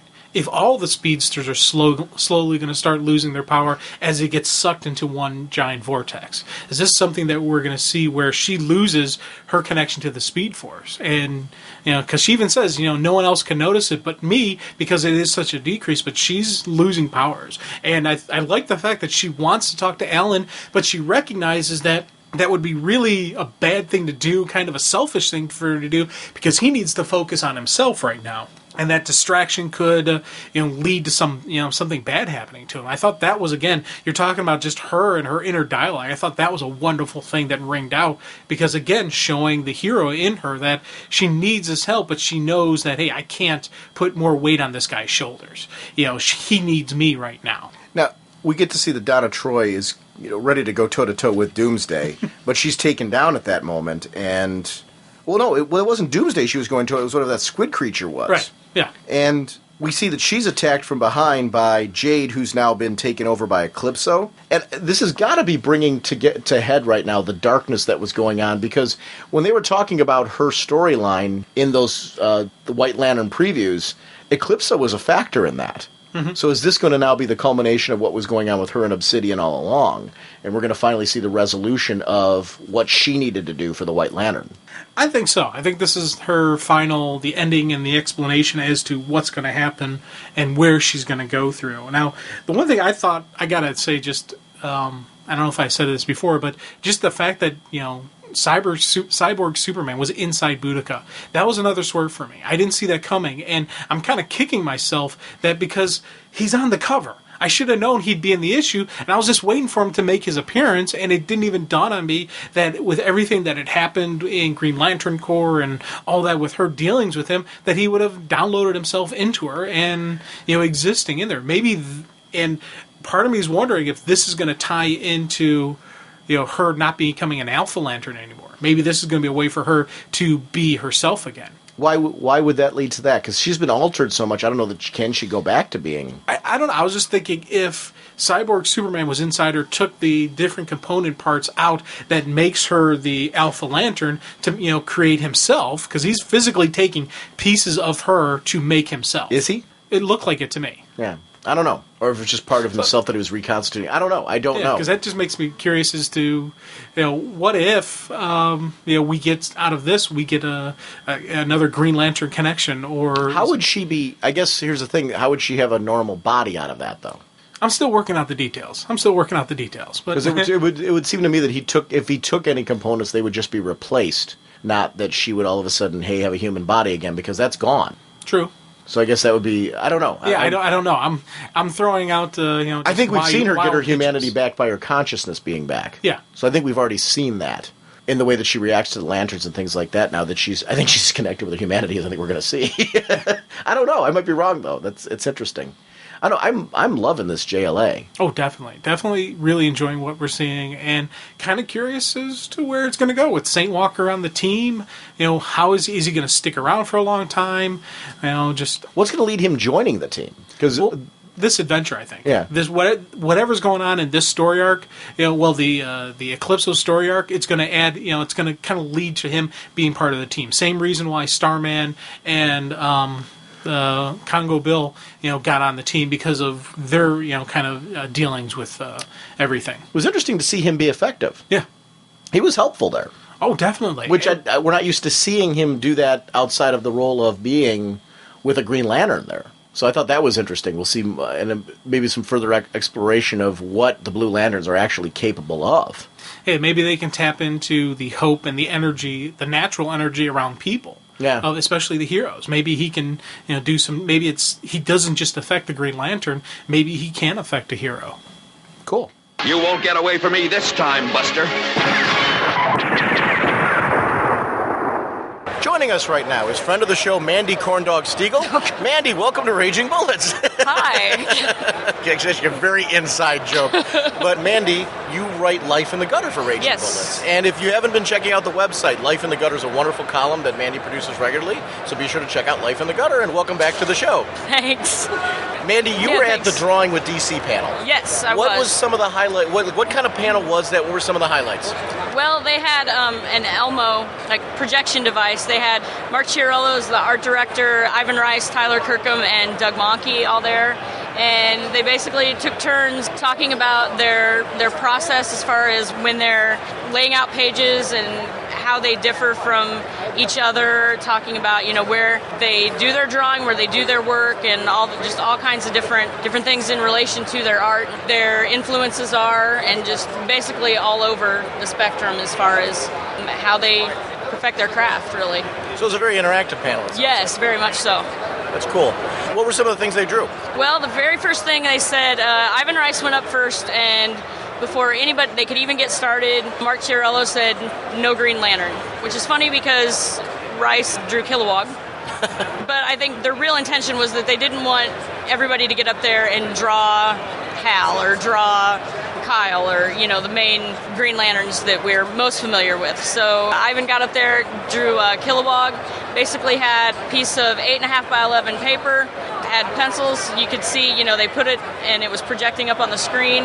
It's very, very clear. And he basically just was talking as he was going through the steps of how he goes about creating the character. It started out, it was very, very sketched out. It just looked like a bunch of squiggles on the page. You couldn't really see anything. He says, okay, well, once I have this done, then I'll go through and I'll make it more detailed and everything. Goes through and erased all the extra lines and started inking it.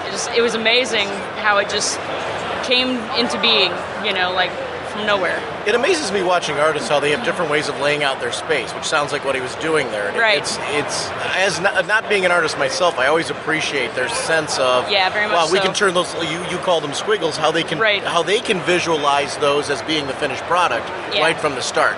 And especially after they've been doing these characters for such a long time. Mm-hmm. He knew right away what he was doing. Kilowog. Hey, found out today just in the Brightest Day panel that's one of his favorites to do. Yeah. So that's going to be a character that he's very, very familiar with. You would think an alien character, too, would be one where they would say, hey, this is one that's one of the more challenging ones. Right. Because he doesn't have a typical anatomy that you would expect from a human. Yeah, he has that very big, bulky face and everything. So it was funny because he was talking about, how he lays out the page, and he says he does these single drawings, and he's about expanding it and making it bigger just because he needs to have that that detail in there. And Mark Chiarello just kind of, he says, that's funny because that's the polar opposite of what I tell every aspiring artist that comes in here. And they had a funny moment over that, and they just started laughing. He's like, sorry. He likes to have things big so that he can get that detail. It's easier for him to get the detail with it being big as opposed to working within the actual panel that it's going to go in. Now, what were some of the other things that were drawn besides Kilowog? Let's see. Doug Monkey got up there, and he drew Frankenstein from Seven Soldiers of Victory.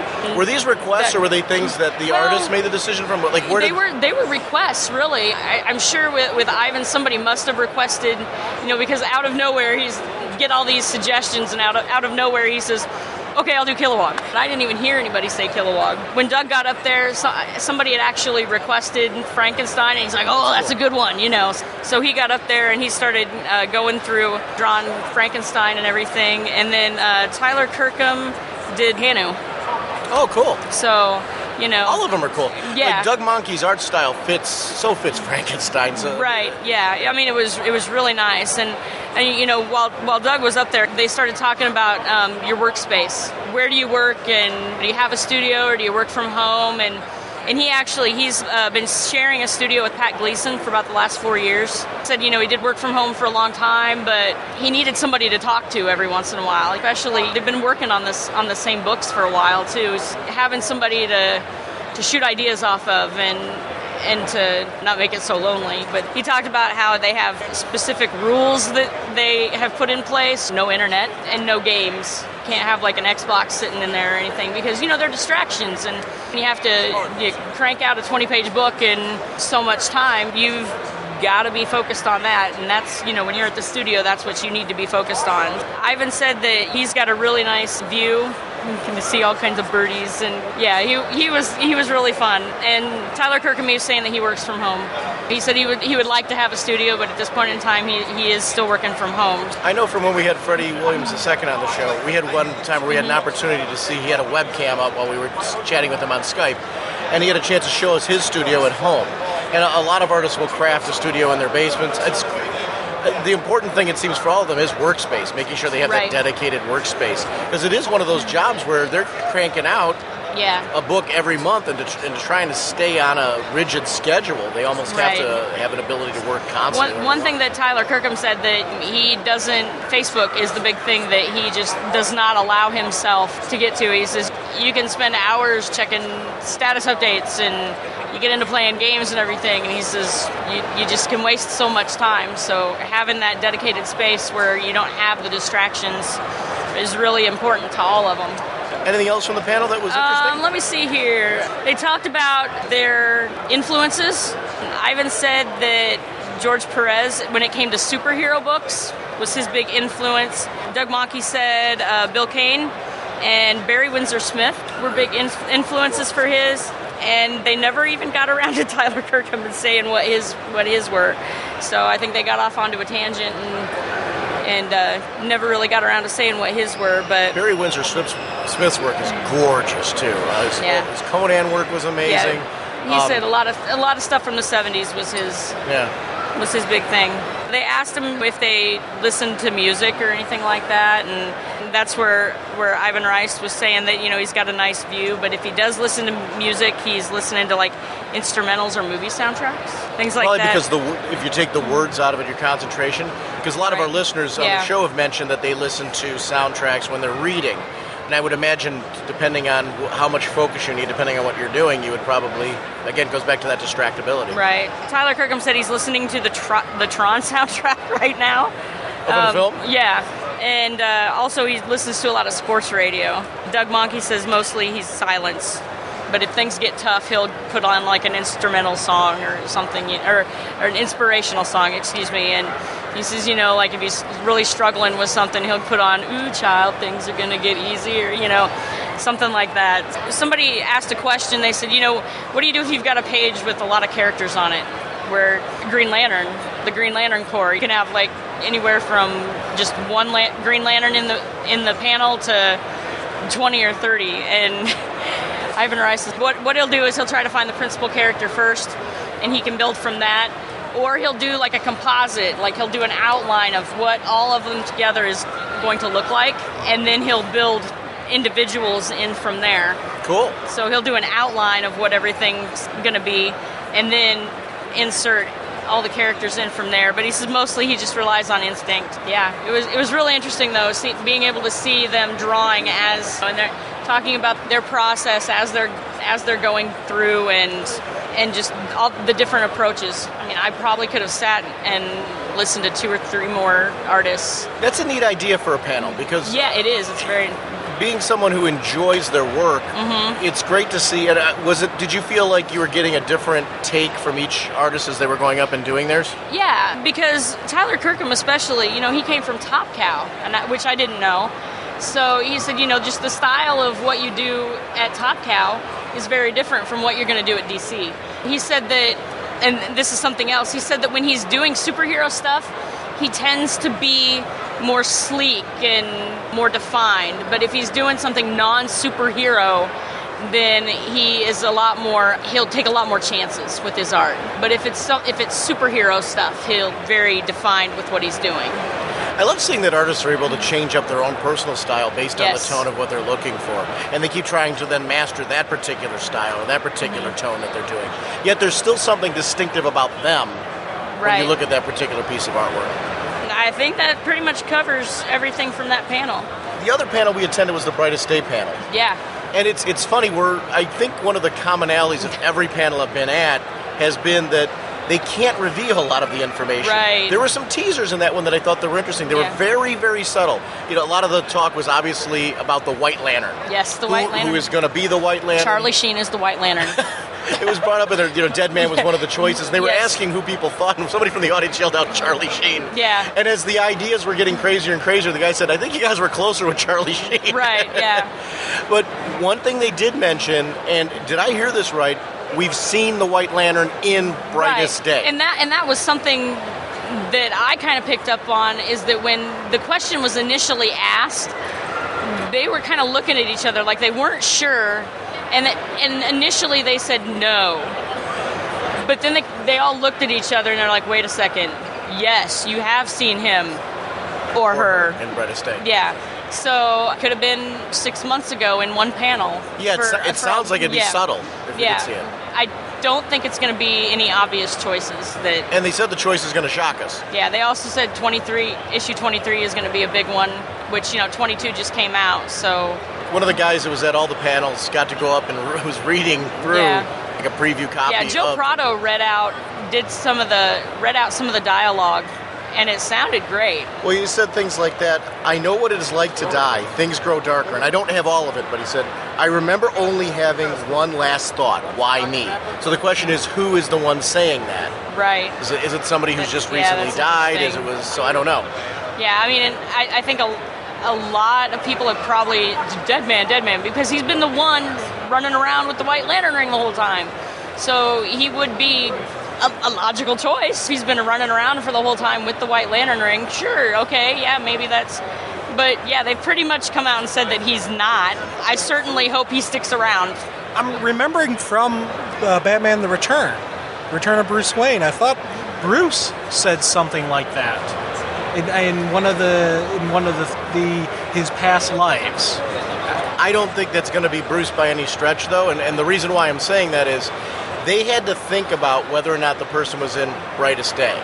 And Bruce had a whole issue that was devoted to him. So I think that and they were really keen on the idea that it's going to be somebody that's going to shock us that we wouldn't expect. And for a while there was a lot of speculation that it might be Bruce because of that issue. We were talking about those blacked out figures on that and cover. Bruce was one of the figures you can see. Right, yeah. So for it to be Bruce doesn't make a whole lot of sense. So they had Batman and Superman on that cover, and then you've got someone on the other side of Superman who's blacked out, and then someone who's in the foreground facing them who's blacked out. I'm going to go back through the issues and see if there's anybody in there who could, be a person. Yeah, that'd be interesting to go back through those and see, because just from the way that it was worded, it doesn't seem like it's going to be anyone that we see every issue or every other issue. Even the Aquaman beach sequence, look how many heroes were on that page there. Yeah. So, it really opens up the gamut that it could be just about anybody. Yeah.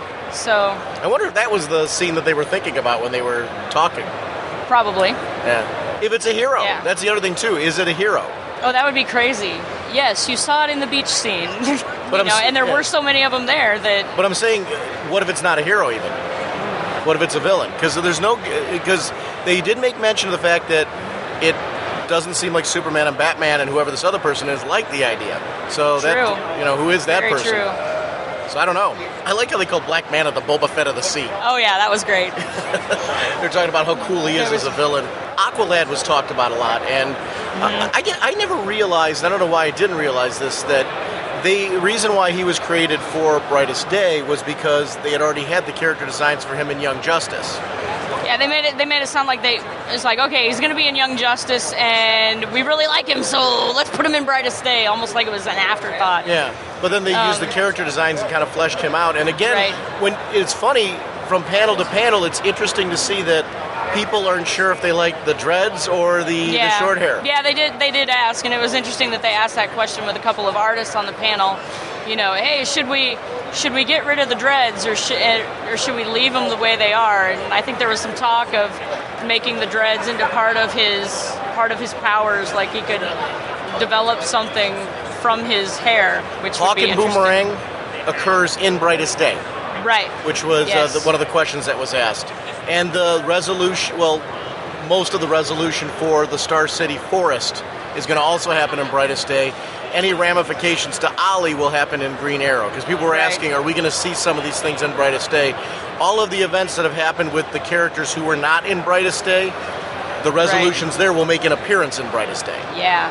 Having some of those happen outside of Brightest Day, like the guy who said that he wasn't reading Titans, I'm not reading Titans either, so I didn't get to see that whole Osiris and how all that reconciled itself. There's enough out there that I can go and find out exactly what happened. I thought one of the interesting questions was, if seeing as there's 12 brought back, who would you choose for a 13th? Oh, yeah. And Joe Prado said that he loves the Kent Nelson, Dr. Fate. Yes. Would have loved to seen him back. Ivan Rice mentioned Captain Marvel. He said, he said it's But arguing. he's not really dead. Yeah, but he was making the He's point just that that's a not character Captain. who we'd like to see Right. it brought back.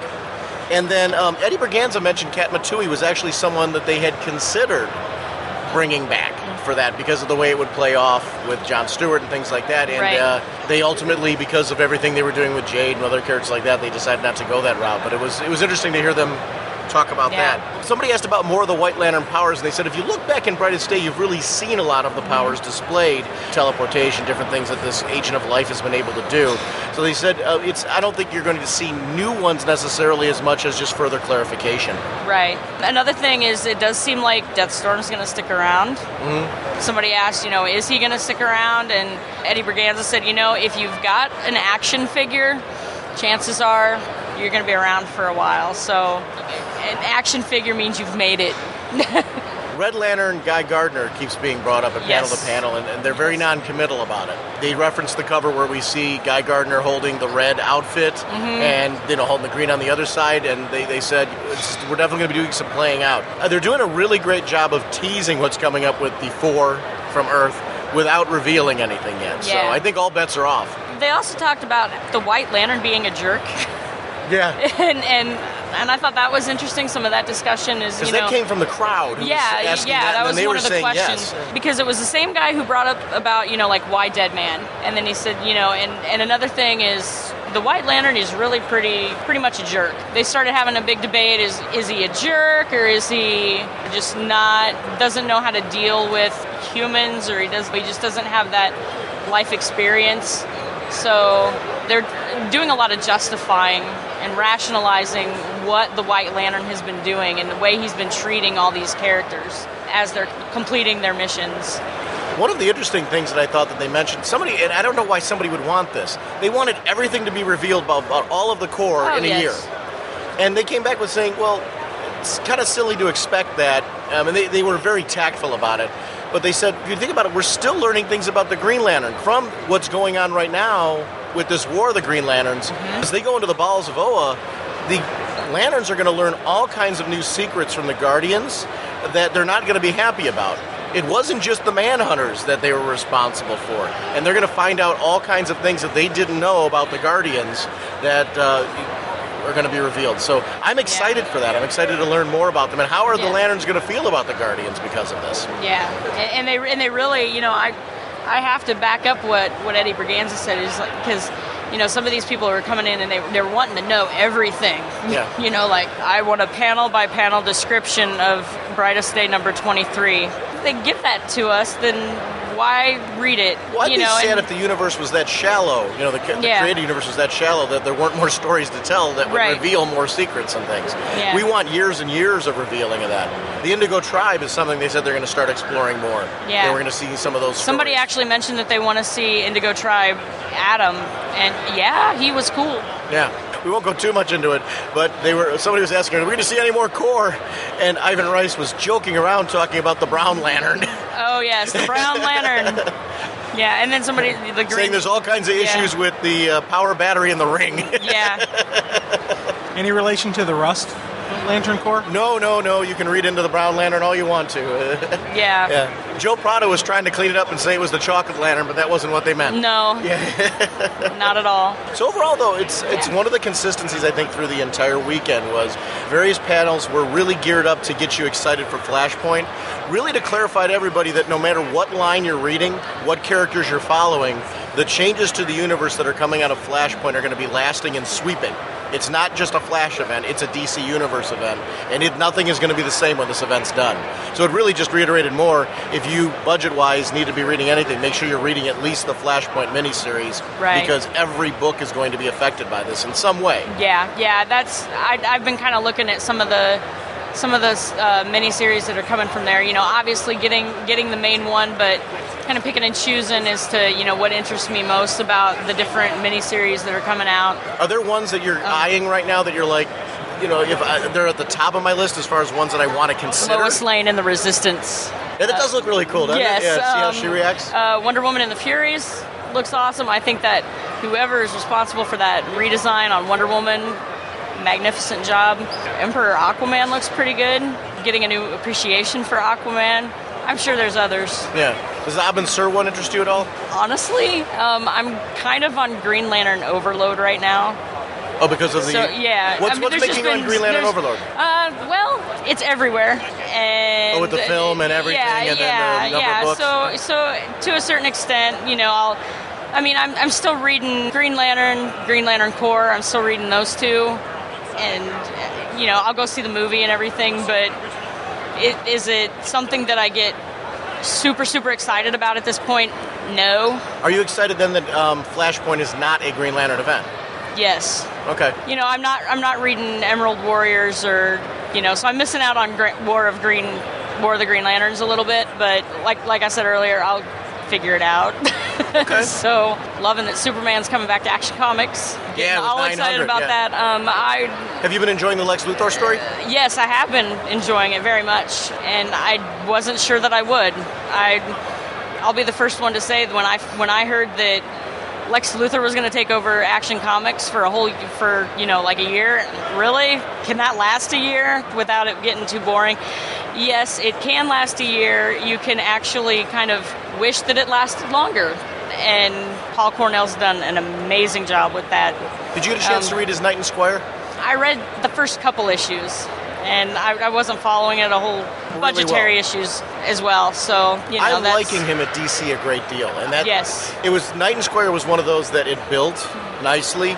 The later issues of it, like everything that was in the first two paid off later. Okay. There was a lot of setup and character introduction in the first two issues that later on make a whole bunch of sense why he was doing it. He was really crafting an entire country's superheroes in the first couple issues. And a lot of I like the backup features in it where it was, a page where he was kind of explaining things in England to kind of connect with people. But in the later issues, the last two in particular, he focused on the characters that they introduced in the first couple issues. Okay. And you really get an idea of, this is what he was doing I'll probably pick it up in and trade and read it. I mean, I think he's really batting high at DC right now, particularly with the Action Comics. But Knight and Squire I want to shout out as a miniseries that I think as it got along, the pacing of it just got better and better. Yeah, I remember when they first announced him on the book and they said that it was going to be Lex Luthor, and I remember him saying in an interview, I think on Newsarama, that Lois Lane was going to be his girlfriend, and I think I probably yelled and screamed,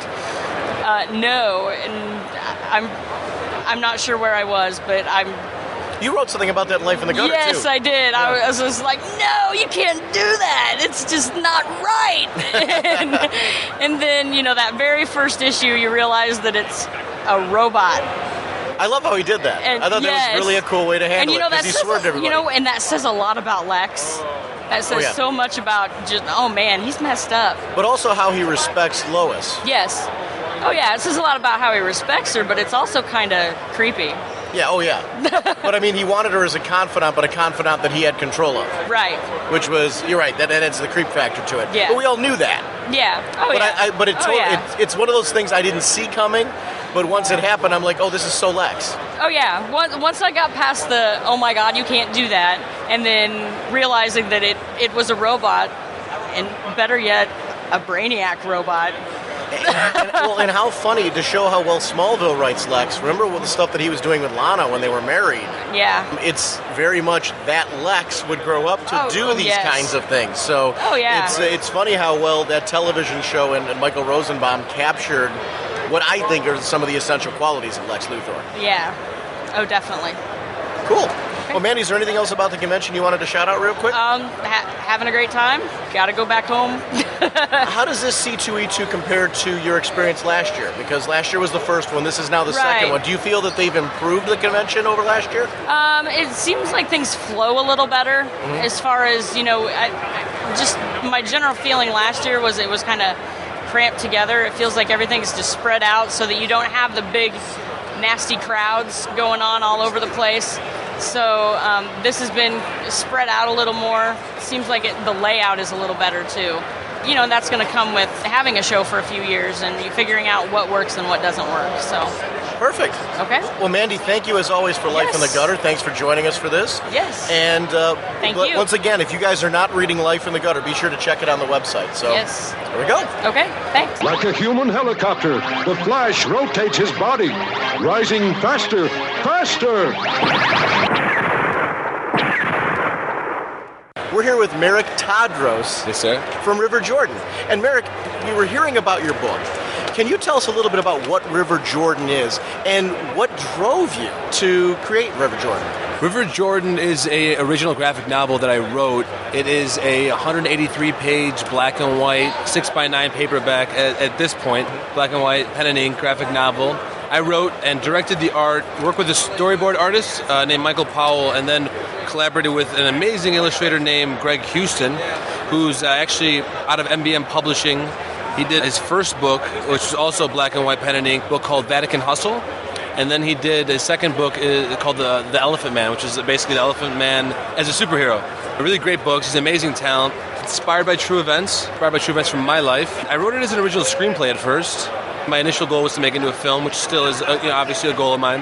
I worked with I keep telling this story because I realized that was my initial inspiration was working with Wayne Kramer on Crossing Over. He has an original screenplay that he's an amazing illustrator himself, but he does all his own storyboards. He was talking about this one script that he has that he's trying to make into a movie as well. It's in development that he wants to make into a graphic novel, and that he himself wanted to work and collaborate with an illustrator. So a light bulb just went off in my head because I realized, I want to make the film. I have this screenplay, and it was just the best opportunity and way for me to conceptualize my story. And that's where we are right now. And, it's great. It was a great opportunity for me to answer a lot of questions that I had about how I wanted to further conceptualize the story. I started writing the story a long time ago in short story, about 8 years ago, and started the graphic novel about a couple years ago. Here we are, debuting it in Chicago, my hometown. It's a cross-cultural Arab-American family drama set in Chicago. It's about a 9-year-old boy named Rami who's on the path to discovering his roots by becoming an artist to cope with his father's tragic death. When you're working with an artist and you've written the script, did you see it yourself because you mentioned the art direction, which is interesting to me because a lot of times, as a script writer, you're looking at it as a film. Was it hard when you're looking at it as a film to then convert it over into a graphic novel piece? There was a bit of a learning curve for that. I storyboarded it with the storyboard artist, and then we made a version of the graphic novel Which, to be honest, I actually thought I was going to publish that version at one point, but I realized it wasn't my final book. It wasn't the book that it was a storyboard. It was an elaborate artistic storyboard, but yet it was still a storyboard nonetheless. I worked with Greg Houston, and he kind of helped me find that medium ground. And based on his experiences as well, because it's not a film, it's not a storyboard. It is, it's its own, it stands on its own 2 feet. Right. And with all due respect, graphic novels and comic books stand on their own 2 feet. Oh, yes. And so there was that bit of a learning curve. But there's a freedom of telling the story in a graphic novel that you're not going to get in any other medium other than itself. That's directing a lot of times motion that people are going to see on screen. And if you're converting to a graphic novel, you can't ignore the motion. You need to see it a lot of times. Yeah. You need to see sequences play out in a way that they wouldn't on a storyboard, and expand things that a lot of times on a storyboard you're saying, well, we're going to see this visually when they actually shoot the film. Yeah. You can't do that in a storyboard, which is an interesting transition piece. Because I did so much work before working with Greg Houston, which you guys should go to GregHoustonIllustrations.com. Amazing artist with an amazing range. Brilliant. But I did so much work before collaborating with him that I kind of imprinted some more of how I wanted it to be different than what I came up with thus far. Getting it as close to the original vision of what I was trying to do. But I did also give him freedom because he's so brilliant. I'm like, I can't lock this guy down. I have to give him freedom. And that was a very smart thing to do because he really put a lot of himself into it as well. It was a really great collaboration. I hope to work with him much more. Was there a sequence of events where it took on kind of a life of its own, where you're like, this is my vision for it, this is where I want it to go, and he took it in a direction that you didn't expect, but yet achieved the same goal that you wanted, that you could think of, something that stands out? I worked so much on it that what happened? It's so unbelievable. It's exactly what I wanted. In the end, awesome. I found exactly what I wanted. I had to go through a learning curve, doubled my budget, doubled the production time, but in the end, I got what I wanted. It was my first attempt at doing it, but I ended up getting what I wanted. Come from a filmmaker's background. Okay. I empower writers and filmmakers to take their original scripts, illustrate them, conceptualize them. It's the most economic way of doing it. It's very liberating, and it definitely it sets the blueprint, the platform. It's a great platform to hopefully tell your story into further mediums. Well, the great thing about great stories when you convert them from prose and from graphic novels into film is that then it's open to a different artistic interpretation for actors when they take it on. Absolutely. So a great story that works as a graphic novel can take on a different life of its own as a film or a television show or whatever. And that's one of the great things that I enjoy as a fan of graphic novels is seeing those adaptations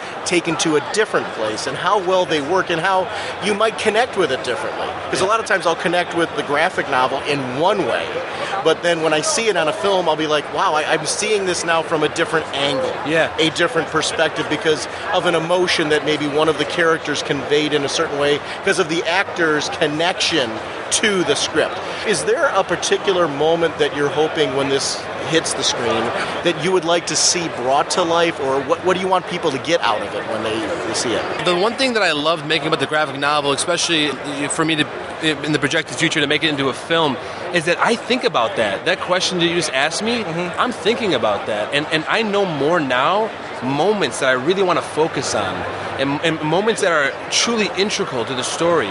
The amazing thing about it is when you're conceptualizing something, it becomes more clear to you. There's a few of them. There's definitely a few of them. You know what? I'll tell you this, actually. There's 2 flashbacks that sometimes will confuse the reader. And people who are not accustomed to... They don't realize it's a flashback, I think. It is a flashback. I don't paint it out, though. You know what I mean? And I've realized that in voiceover for film, that it's really going to bring it to life in a way that I couldn't even bring it to life in the script. So it was amazing that I see the graphic novel, and for me, it really works. And I don't have to spell out that it might be a flashback, but I realized something even further in conceptualizing. I made the graphic novel, and also from people's feedback. It made me realize, well, why aren't they understanding this, or why don't they see this as a flashback? And it makes you realize that the film is going to be different in that sense, and there's going to be more freedom in that sense. But I think that it's something that I would have never thought of if I didn't make the graphic novel. And if I didn't get that kind of reception and feedback. One of the great things I've seen nowadays is this trend where, a film that might be made independently or might be made overseas. When it comes to the U.S., a lot of times they'll do a new version of it. I love that you can watch the original film. And it kind of ties into the whole, you can read the graphic novel, you can do that. And every time you see different takes on it, you get a different facet of the whole piece, and it's something that I'm really enjoying about the way film works today. How independent films don't just stop there; they'll take on a life of their own. Graphic novels don't just stop there. There's a whole brand new life to them, and sometimes they'll add a scene or interpret a scene differently just because it's necessary to bring it alive to a different visual medium. You can tell just you're very passionate about this, and this is a very personal project to you. And I like seeing that in the creative teams, and they're just like, this is a part of them. Now, when you start getting this personal stuff and you start laying it out there for the world to see, was there points where you're like, was there like moments of trepidation as you're kind of like it's cutting open and showing the world this part of you? Absolutely. I mean, it's difficult, but I mean, it's inspired by true events. In 1992, my father was murdered. It set me on a path. As I got older, I became an actor. I moved to Los Angeles. I'm born and raised in Chicago, but I moved to Los Angeles when I was 18. Dropped out of University of Iowa after my first semester. My mom was very happy about that. And it was necessary for me. I realized that I had some stuff that I needed to work on. So when I was driven to act, it kind of already started to like tear me open in that process. Like I started to have to shed those layers, and acting will do that. Acting is a craft that will make you really reflect and to look at yourself. I went through a period of studying Buddhism pretty intensely. I was doing a lot of self-reflection, basically trying to heal myself unconsciously, and then it became conscious over time. But this graphic novel really allowed me to do that and break down those walls. And yes, it was very difficult, but I learned that being an artist is difficult. You know, Neil Young said that someone's got to do it in that sense. Like, it's not easy to do stuff like that. Music is the most difficult art form by far. And the little bit of music that I have done, I realize that it is for a good reason. I think you're the most naked when you're making music. You're really putting your soul into it more than any other art form. I started going through that process gradually. And it got to the point where the graphic novel, it wasn't so much about how it was affecting me. It got to a point where how it was going to affect my family and how they were going to be able to deal with it. And I've gotten good responses. And to be honest, I think that it opens up a lot of stuff for them as well in a positive way. One of the things I like about personal pieces when people are willing to open up like that is I might not be able to connect with the events in your life because I didn't go through them. You connect with the emotion behind it. You connect with the vulnerability that's there, the willingness to expose that. And many times it helps all of us heal from events in our own life, or maybe connect to family members who are going through something difficult. There's all kinds of things, I think, in film, in television, in comics, in graphic novels, prose, whatever, where true artists are putting themselves out there. Music, actually a great example of that, where true artists are putting themselves all out there. It helps all of us to heal from something or to connect with someone who needs that healing. And I think it's great that you're able to do that. And I can feel, one of the great things I'm sure our listeners listening to this is they can feel your passion at this piece. It's saying, hey, this is all of me. I put it all into this. I'm laying it all out there in this piece. And I think that's something that's a great draw for readers to be a part of that. And I'm hoping that this has a lot of success. Thank you so much. I appreciate that. Yeah, I mean, one thing I realized and learned from this book is that I have a relationship with my father in his death. And I realize that people relate to it that have lost someone close to them. It's that realization that you do have a relationship with your loved ones that have passed after the fact. And people who have lost someone close to them, a parent or a father specifically, definitely relate to it. I think probably more so than the cross-cultural element or anything else. I think in a very universal term. But even the cultural element, too, that's something that it's the great thing is this appeals to, I think, a lot of different types of readers, which I love. You know, it might be the cultural impact of this is something that they're going to connect with. It might be the family aspect. It might be the tragedy aspect of it. I like stories that are diverse like that where, and sometimes you might find yourself as a creator that people are going to come up and approach you after reading this and say, hey, I connected with this, and it's going to be in a way, which is true art, that you didn't expect. Yeah. Oh, wow, yeah, that's the best part. That's what I was going to say. Right now for me, I went through the healing process of creating it. Now it's a whole different healing process for me, or a whole different level of it, is sharing it. Everyone sees it differently. That's the amazing thing. And you know, even with literature, it's not a conceptualized story or even a film, but still, or even like a painting that's conceptualized, everyone is going to interpret it differently, depending on their own experiences. And it's a blessing. It's the reason to create art, is to share it in a sense, and not in a cheesy way, not in a way of like, I'm going to share it with you, go buy it, in a true way of just because this comes from a very close place. So I mean, in a way, this kind of saved me in one way or another. Not to sound cheesy. No, it's not. But it really helped me. I don't know where I would be without it, and I don't even think I would even had the minor successes that I've had as an actor even without it. It's funny, as you're talking, I'm having this flashback back to the guy who trained me. He was my mentor. He taught me what I know. I'm an financial crimes investigator, money laundering investigator. Okay. And I'm remembering back to when I had basically my first big loss. The bad guys won, they got away. And it really affected me. I'm sitting there and I'm remembering that conversation right now. Just as he was like, you take what you learn from that. You know, you remember that case, but you don't let it run you. Yeah, absolutely. You don't forget it, but it's not who you are. Yeah. You fight on it. It was I'm going here and I'm remembering, Chris is no longer, he has since passed away in a heart attack. God bless him. Thank you. And I'm just like, sitting back here going, man, yeah. It was, wow. Well, I think you're going to appreciate this book. At the core of it, it's a mentor-protege relationship. And that's the heart of the story as well. That's beautiful. I'm really looking forward to reading this. No, thank you for sharing that too, man. Yeah, absolutely. I look forward to hearing your thoughts as well. I'm a third grade teacher, and many times I deal with students whose families have gone through tragedy. You would think at that age that they don't, but things happen with adults all the time, even kids in their family where unfortunately tragedies come through. And it is funny how when you were talking about that, I'm like, okay, I'm connecting with things, not just my own personal self, stories of my own students. And I think one of the great things about stories like this is it does help people come to terms with how do we deal with that when others need us. And I do think that's pieces like this, you can use them in a variety of different ways to connect.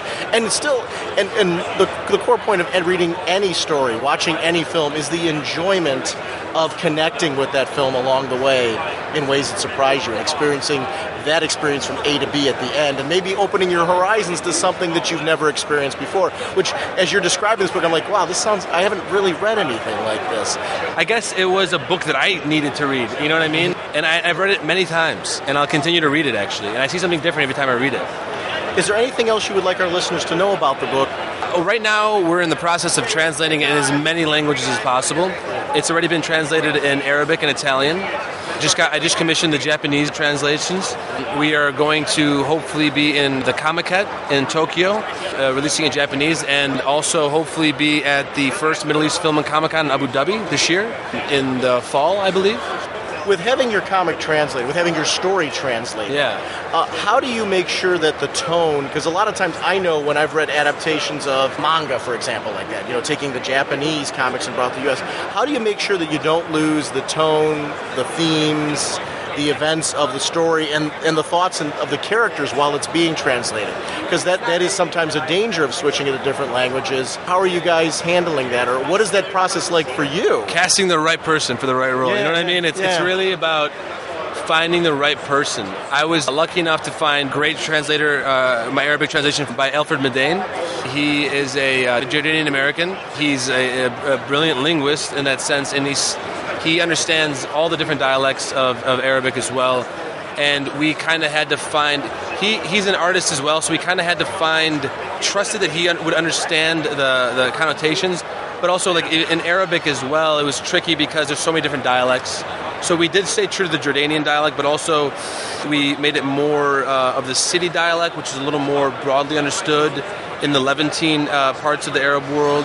But we also started thinking about it as a film once again and thought that, well, if it was a Jordanian film or if it was dubbed in Arabic, it would be Jordanian, and people in Egypt would be watching the film and hearing Jordanian dialect, and if they don't understand certain things, they would find a way to understand it. The same that in the Arab world, that for the Egyptian dialect, which is different, people adapt to it. But for the Italian, my ex-girlfriend did it, Elena Cassoni.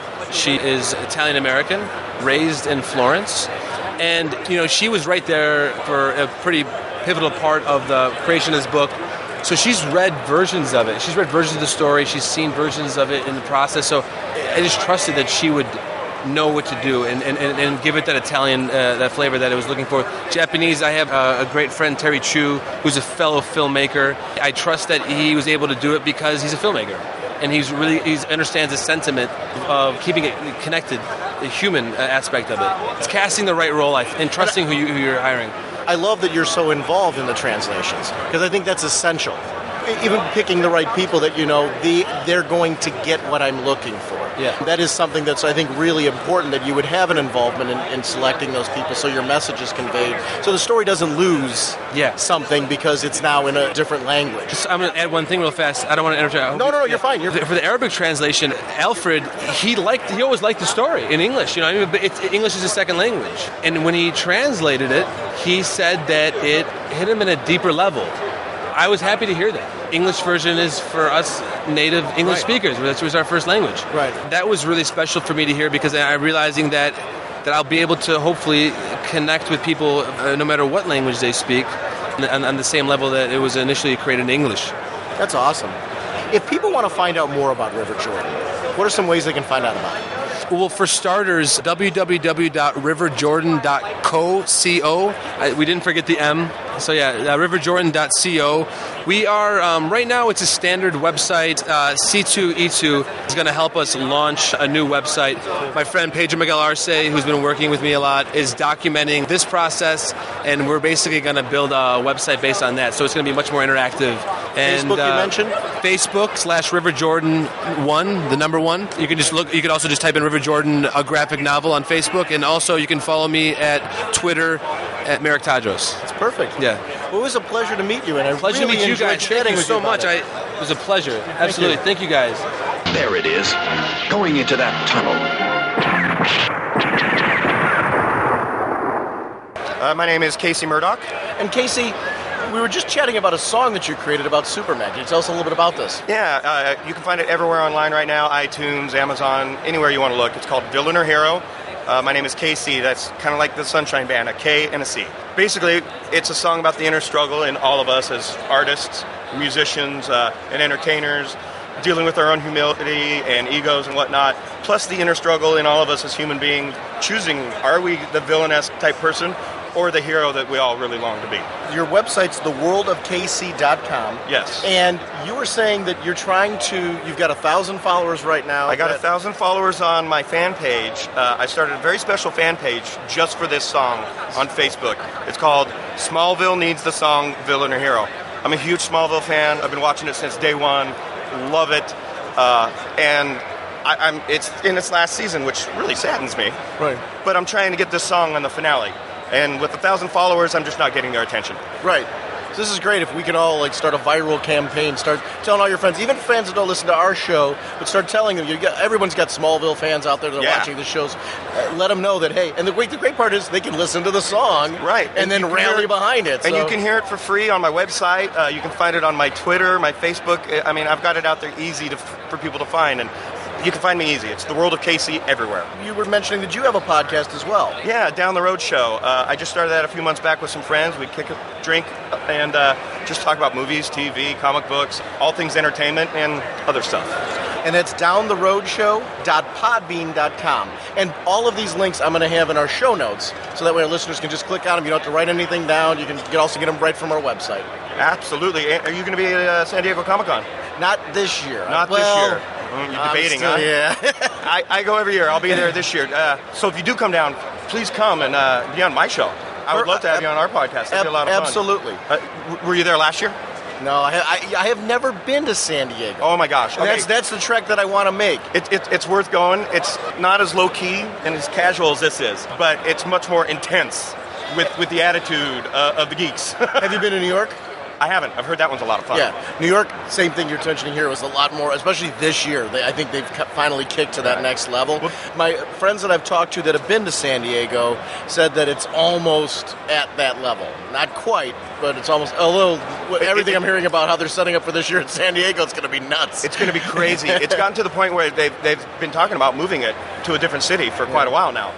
But that would pretty much bankrupt San Diego, I think. Absolutely. But don't let the incident last year scare you. Did you hear about the incident at Hall H? Yeah. Got stabbed in the face with a pen? That was one of my promotional pens that said theworldofcasey.com on it. I handed out over 5,000 of those things to the general public so that they could, get autographs anytime they ran into someone famous that they wanted. And the second to last day, all of a sudden, I hear about this incident. And a friend of mine has a friend at the San Diego Police Department, and we confirmed that it was actually one of my promo pens. Oh, no. You can't buy publicity like that, but that's embarrassing. Yeah. Well, good luck to you. I'm going to definitely listen to the song, and then I'm going to also be a fan of it and everything like that. And I appreciate the best help. of luck to you, man. Good Thank to meet you. you. I'll be listening in on your podcast. Spinning with great speed, the Flash creates a protective vacuum around himself. I want to give a quick shout out to Jim Califiore's website. We had him on a while ago talking about Secret Six and his work there, and he announced that he was doing some cool things on his website. He has some web comics up there now, one that's coming down the pipeline, and one at the moment that's currently running that I think is really, really cool. It's called Crooks and Nannies, and it's a series of one-panel strips, so at least so far. I don't know if he's keeping it that way, but every Friday you get this really cool weekly strip with a cool little theme there. Like I'm looking at one right now. I have ADHD, Attention Deficit High Definition Disorder. And the funny part is I see this guy looking at this big Pioneer high-definition screen going, ooh, and I'm like, that's me. I've done that before because I'm a techie. So I love these strips because he does a different one every week, and they're really humorous, and, they're different theme every week, and it's cool to see an artist that I'm really enjoying kind of branch out and do their own thing and offer it as a way to connect with fans. So it's Crooks and Nannies. It's over on jimcalifiore.com, and there's links in the show notes, but also up on our websites. If you had a chance to check out his work over there, please do so. And that other one that I was mentioning is called Apex, and he has a one-page preview of it, and it's Where Will You Be at the End, and that's a webcomic that's coming to his website soon. So I'm glad to see a lot of these websites coming up with where we see a lot of comic creators. Love and Capes is one that we've shouted on the show many, many times. It's one that developed into a comic, and I'm Battle Pug right now is one that's being put together by Mike Norton and friend of the show Alan Pasalacqua, which is very cool. These are all linked. If you go to ragingbullets.com and go to the webcomics section, we have direct links in there.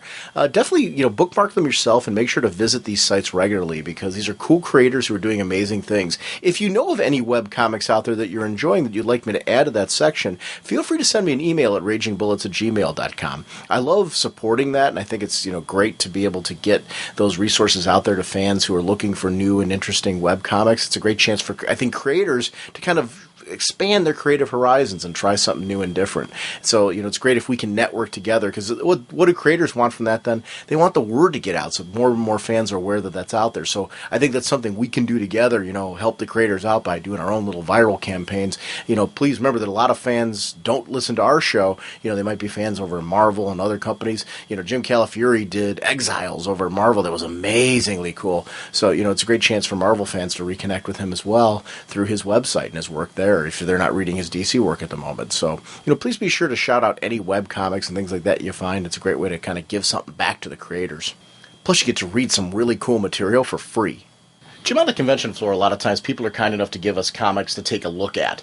And this is a great example of one where it's Ken Branch, and it was 35 Years, Will You Survive? You had a chance to read this. Can you tell us a little bit about it and what this book's about? Oh, yeah, actually, it's a really neat book where it's, as the title says, 35 years. It's 35 years in the future, and it's kind of what's going to happen to the world, to the U.S. specifically, environmentally speaking, as well as politically speaking. Because at first, when he first gave this to us, he threw out a couple quick stuff, and it was just like a really short, conversation with him, and it sounded to me like this was just going to be one of, just an eco kind of what's going to happen in the future if we don't change our ways. And it has that, but it has a scientific approach. You can tell he did his research. This isn't just the basic, bare bones, the planet, global warming, ice caps are going to melt, we're going to all flood out. No, it's went into details, and those, especially a segment where they're talking about Siberia, what's going to happen when the permafrost that's up in Siberia actually starts to thaw and melts out, and that's going to have even more planetary, ramifications. But along with that, this is a pretty cool geopolitical story where it's just talking about the nature of current politics. What's going to happen, 35 years down the road, more corruption, a different level of corruption, and actually some changes that you can kind of see coming right now with some of the stuff that's currently happened in our current political environment. There's things that happen later on. And one of the things that I really liked in there was the explanation, introduction of a vote of no confidence can be now, a president can get booted out without going through the lengthy process that we currently have of impeachment and then even impeaching and, getting him out of office. And I thought that was a neat concept, and it was a kind of explain how it came about, where it came about, and when it's been used. And it's really nice story wrapped up. Plus, there is this great character reference. The main character, James, cool name, but his going on and he's exposing all these different stuff with his group. He's part of a global initiative. His father's part of the global initiative where they're trying to kind of bring back honor, integrity and or whatnot back to American politics. And these people are trying to expose the truths out there. So you have this underlining story of them as well as personal relationships that he's having. He's trying to develop, with the, young female. And all that on top of these geopolitical stories, on top of this, global warning, if you will, to what we have to look forward to if we don't, kind of open up our eyes. So there's a good character drama, good character development story in this whole thing. Yes. Is this a futuristic thriller? Is it more like realistic modern day? How would you is it Vertigo-y? How would you classify this book? Oh, very Vertigo-y. I could see this in a Vertigo title without batting an eye.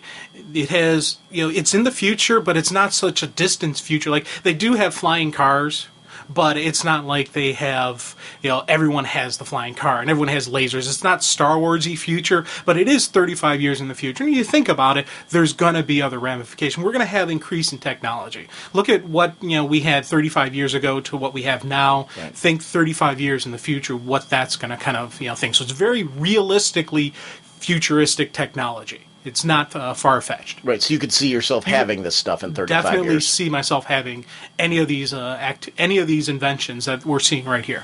You mentioned the guy and the girl, James and the girlfriend, and their character development and relationship throughout this. Is there other supporting cast in there besides the girl? They have. He has his own solid team that's helping him out. There's the whole presidential cabinet. There's the people who are trying to take down the president. There's the person who, vice president. There is this whole wide range of. There's a lot of characters get put into this book, and it was one of the neat things where you're going through that there was never a time where I was like, who the heck is that? I knew who these people were as they're introduced, as they're going through, and you get a pretty good solid idea of who they are. And I honestly, for just this one trade, I never had a moment where I was like, that felt out of character, because the characters were laid down so well when you first introduce, when you first get the understanding of who they are, that everything kind of flowed through nicely. So I enjoyed the character exploration in the book. With the various members of the supporting cast being of different political factions, is what I'm guessing from what you're saying here. Could you see somebody reading this and taking different sides? Oh, definitely. And it was kind of. On one hand, I could see one political party was pushed more in a negative side than the other side, but it's not like they're all like the one's good and one's evil. Mm-hmm. They're all pretty much bad. It's just levels of bad in what they've done. And that's something I liked about the comment about the political corruption. It's not just saying that only the Republicans are corrupt. No, the Democrats are also kind of corrupt as well.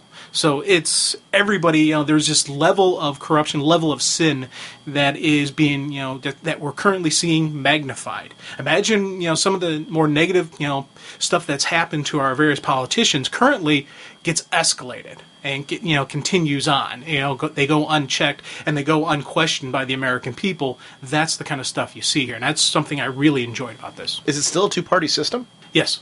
Okay. Which I would imagine in 35 years, I think there will probably still be other parties. There's other parties, but it's really... Cool. So who would you recommend this to? Anybody who's into the political science kind of stories, you're more reality-based type of people where you're like, superhero stories are kind of neat, but I like a more gritty, real story. Right here, this is a great one for you. If you're into good character development, good character drama. There's good character development, good character drama going on, yeah. That's cool. That's one of the things I actually like about Vertigo. That's why when the more you were talking about it, I'm like, well, this sounds like a Vertigo-y one-shot. So it's kenbranchart.com is the site you can go to learn more about this. It's 35 Years Will You Survive. It's a graphic novel by Ken Branch, and it's a foreword by Jimmy Palmiotti in this one. So it's very cool. The artwork is gorgeous. It's got a nice style for the book. Again, it's that same where it has a very realistic likeness to it. So they didn't go over the top with the art style. It's not too comic booky, but it's not. It's not like they're not trying to have it be the grit or the painting style. It's just a nice realistic style. Tobias Seaman is the co-scripter, and Dan Necrosis is the letterer, designer, and co-editor. And I apologize if I did a name butchery on this, but it's a well put together, good looking book. So that's KenBranchArt.com. Very cool. Through the magic alchemy of nature's most awesome sources of energy, Ray Palmer, atomic physicist, becomes the atom.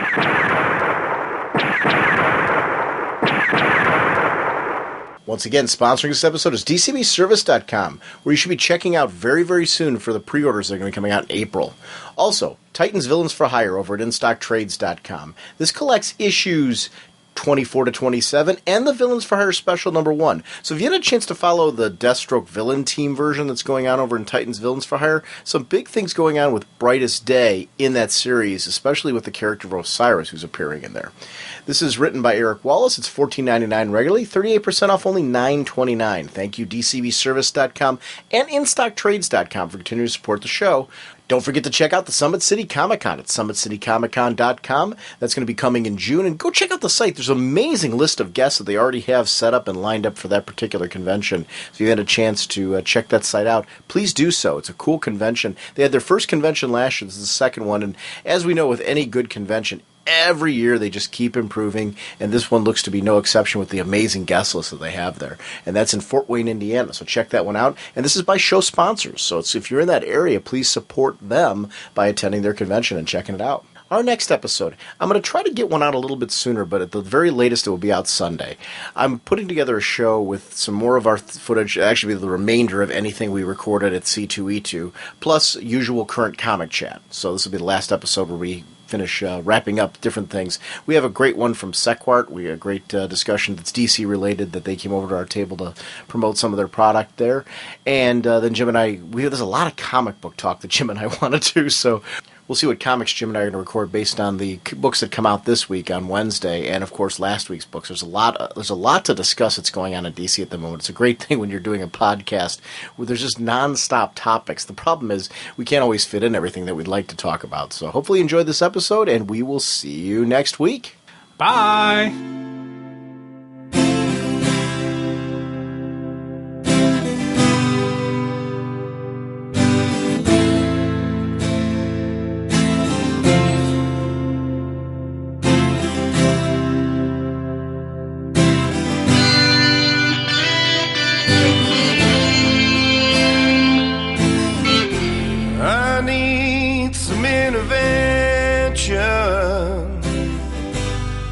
Comical situations, all my good intentions become bad complications. Am I the villain on the week I pray, or am I the hero for which you pray? Can I be the hero? Can I save the day?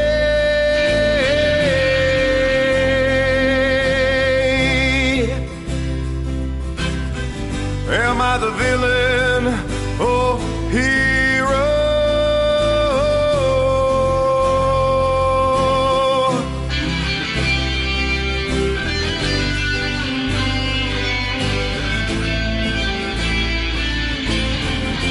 There's a hero inside of me, and one inside of you.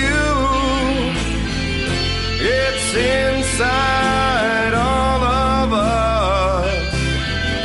Just call your hero. Everyone needs a helping hand. Everyone needs a Superman.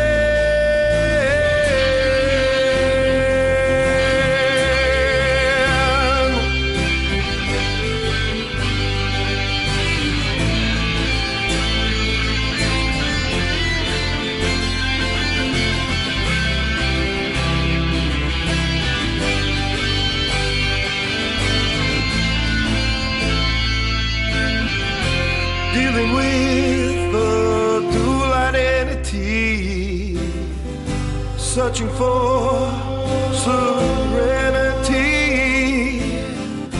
holding on to humility, vanquishing